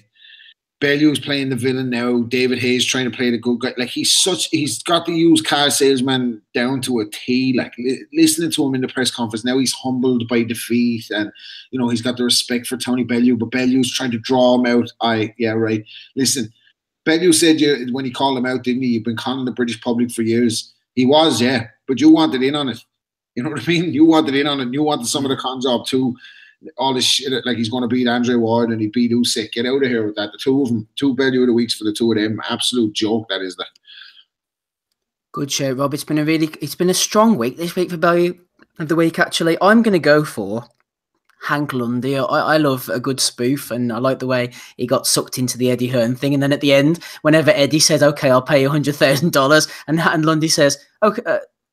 No, £100,000, and then Lundy says $100,000. So he even takes himself down about 10 grand at the end of there. Classic stuff for me. So I'm going for Lundy. Andy, who are you going for? I agree with Rob. I mean, it was pretty dire listening to that shite actually between Bellew and Hayes. So maybe get a joint award to that. And also we shout out to Michael Benson as well for maybe stealing some of Ozzy's tweets there last night. So maybe a wee bit of plagiarisation there, or plagiarism, if I can call it. But I see he got his award as well, sent to TalkSport on that as well. So no, but I want to get a joint award to Hay and Bellew. Fair enough. What about you, Donna? It's down to you. Well, honorable mention to Kell Brook, but I too thought the Hank Lundy thing was really good, especially like you said with the like, I'll pay you £100,000. No, God damn it, I want to get paid $100,000. Late nomination. Late nomination. Negotiator of the year. Yeah. Late nominations came in for the Premier Boxing Champions. Our YouTube page basically had Lewis Ortiz as our fighter of the week. That's not too bad, Andy. It's been worse than that. Yeah, true. Well, we'll give it to Lundy then, shall we? He's not going to win anything else, is he? Let's be honest. Yeah. Do you know what? And I wouldn't mind seeing that fight down the line. He's not going to get on the ground for it, but I wouldn't mind seeing that fight. I agree, actually. I wouldn't mind seeing it either. Right, Rob, just before you run off, quick words. Felix Matos has reminded me it would be remiss of me not to mention friend of the pod, Andy Lee, good friend of yours as well, who has called it a day. Rob, do you want to just quickly say a word on Andy? Yeah, man. Just, I think I was delighted that he called it a day. Like, I know he was kind of hanging out for the Jacobs fight, and Eddie's going to probably make that against Spike, isn't it? Like, and they're probably just using his name in the negotiations. Like, I would like to see him go because I don't see, a shot at, Canelo and Triple G are tied up with each other. Jacobs is hanging around in line. I just don't think he's going to get another crack at the big time. And he's had an absolutely brilliant career, like, hasn't he? First Irish man to win a world title on US soil since 1934. He's had so many nights, like countless nights where he's been behind on the card and he's pulled it out with one shot, like Craig McEwen, Willie Gibbs. Well, he wasn't behind against Willie Gibbs, but he was getting some hairy moments. Avenges Brian Vera defeat. The John Jackson knockout was absolutely stunning. Could go down with one of the greatest knockouts ever. You know what I mean? Off the back foot, beautiful short right hand, KO'd him asleep before he hit the deck, and then the win against Korobov to finally get his world title. Like, couldn't begrudge him. A gentleman in and out of the ring, and out of the ring, he's a beast in the ring. And he's got out with his money and he's got out with his faculties, and best of luck to him. It's been an absolute joy to watch over the years, and top man. Did you mention the Carl Daniels knockout, Rob? And the Carl Daniels. Well, he wasn't behind in that one, but absolute peach of a shot that one. Wasn't it? So brilliant. Best of luck to Andy. And I wouldn't actually rule out seeing. I know he's presenting it off the ball over here in Ireland, and he's very well liked. I wouldn't rule out him seeing him going into podcast, and I'd actually welcome that. I think he's brilliant at calling fights too. So best of luck to him, top man. Well, we need to get him on this podcast, and we need to make him an offer off that Patreon money. I mean, we've got plenty sitting there. We can make him an offer. Big time. We can negotiate in dollars or UK pounds. Like, is there no euros in Ireland? Whatever you want, man. We got that Lundy money over here. Some Dembele dollars, maybe. Yeah, well done, Andy. We're happy to have him back on. He's been a great servant to the sport. And, congratulations on your retirement. Hope you enjoy it. We should also retire, I think, here. Thank you to everybody on the panel for jumping in. If you're on iTunes, then go and leave us a review. And if you're on Patreon, we'll catch you on Friday night around 8:30. If not, we'll see you all next Sunday evening. Thank you to Donny Baseball for coming on as always. Andy Patterson, Rob Kelly, Tommy the Guru Allen was back with us as well. Gabe Lewis, I think he was here for a sentence or two. Adam Smith. Who else did we have on? Oh, thanks to our guests, of course. Obviously, Carl Thompson. So long ago since we had him on, I'd almost forgotten. Shane Singleton, very candid, very well spoken as well about his retirement from the sport. Hopefully, he'll get paid soon. I've spoken for long enough. I've been Steve Wellings. We shall catch you all again next week. All the best. Bye.